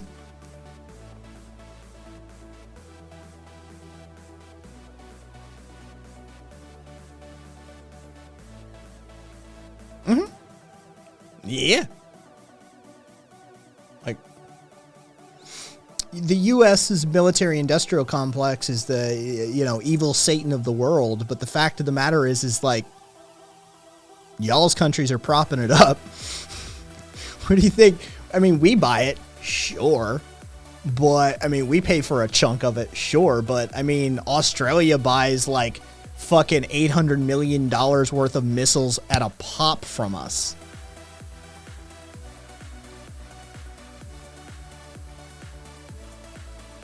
Like, this is the complaint about, Nestle is destroying, like, jungles for palm oil plantations and destroying the habitat of the lowland gorilla, and they use child slavery. Y'all keep buying Nestle product. Y'all's country keeps buying guns and bombs and bullets and fucking planes and shit from the U.S. We're your dealer. Your countries are addicted to our bombs and bullets. It's fucking sad and it's pathetic, but it's the truth.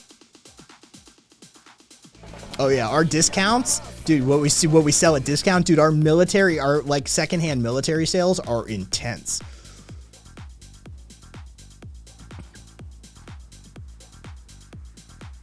We buy arms from everywhere. Non-binary.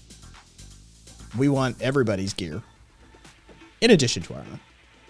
We buy guns from every corner of the globe because we have more guns than you have people. We have more guns than we have people. We have the highest concentration of guns on the planet, and they're in private hands.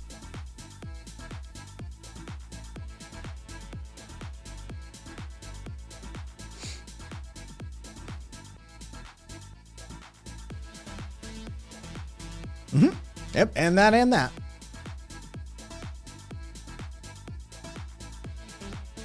Yeah, there's a fucking app that does that amazing. I forget the fucking thing, but hold on.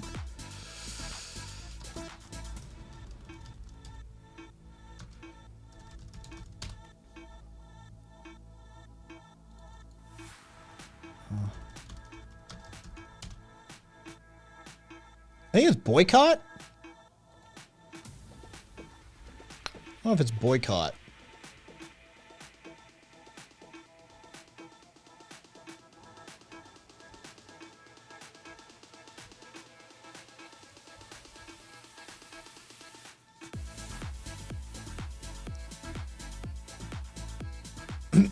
Yeah, we got to keep a healthy sample of everything the world has to offer, especially weapons.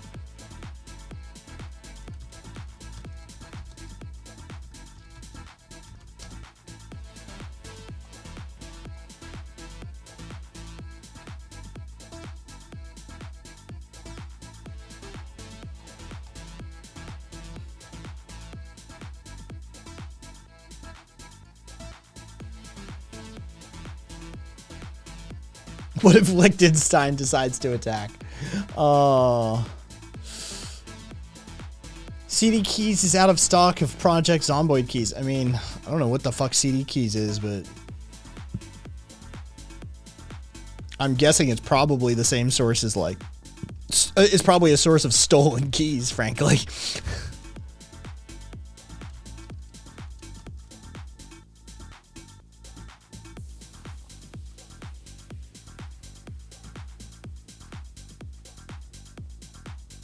I mean, it's only, even if it were in stock, it's only $7.61 cheaper.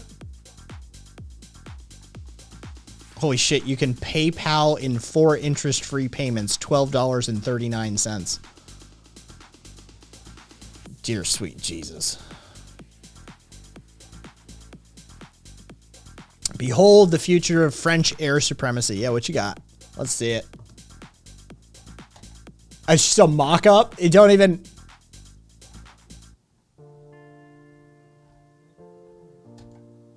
This is a 2019 mock-up. Do y'all have, like, a thing?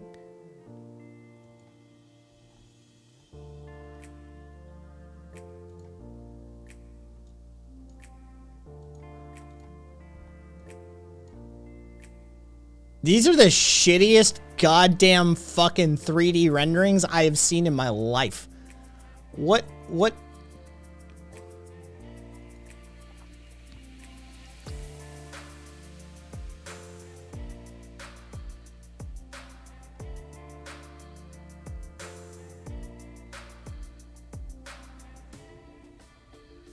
Demonstrator, do you have a Phase 1A? Jesus Christ. Okay, so this thing's like miles out. This thing's miles out. Holy shit. This thing's years off. All right.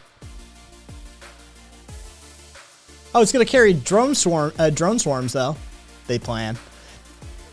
Did they render them with a PS1? It feels like that, right?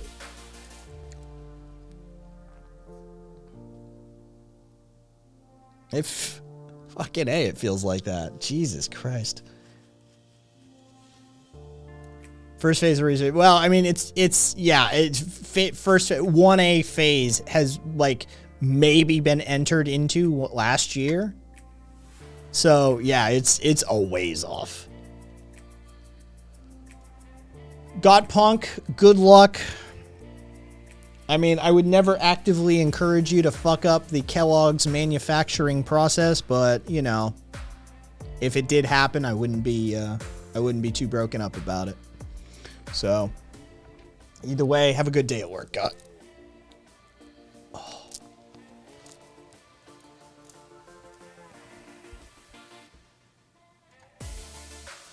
Oh yeah. Oh yeah, I've seen a fucking Eurofighter Typhoon raced against a Bugatti Veyron on Top Gear. So yeah, definitely seen one. I've never stood 5 feet from one, but definitely seen one in action. Oh, all right. So we covered headlines. I don't think there's anything that has come out since I started streaming. I mean, there's UK stuff, but that's not even a real place. So it's not like I need to cover that. And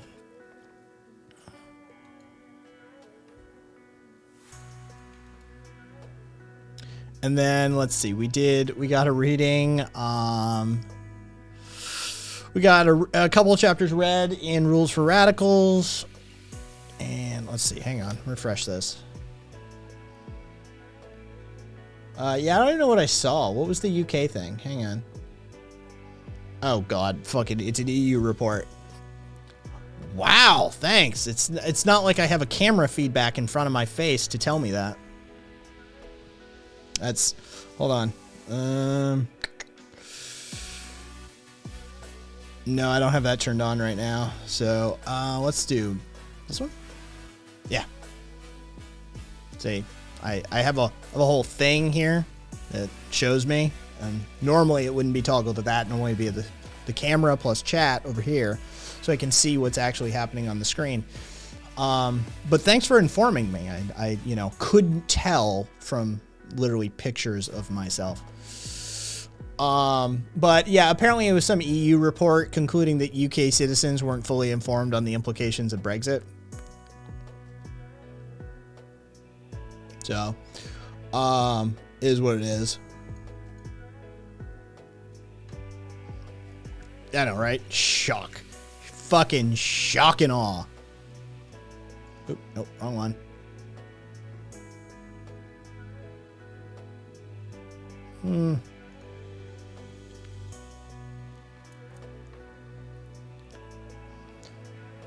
We were informed, we just didn't give a fuck. How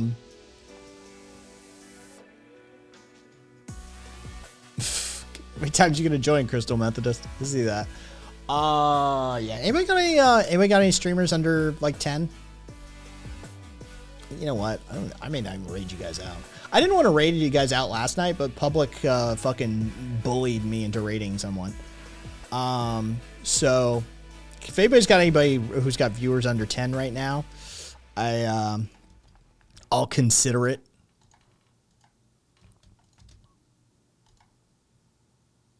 Done. Fuck it.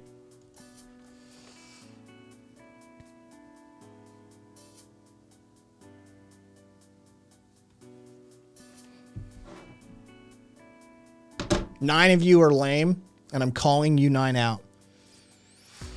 9 of you are fucking lame. And you should be ashamed of yourselves, and you should hang your heads in shame, and you shouldn't be able to look at your mothers in the face anymore. Because 9 of you are terrible, terrible people.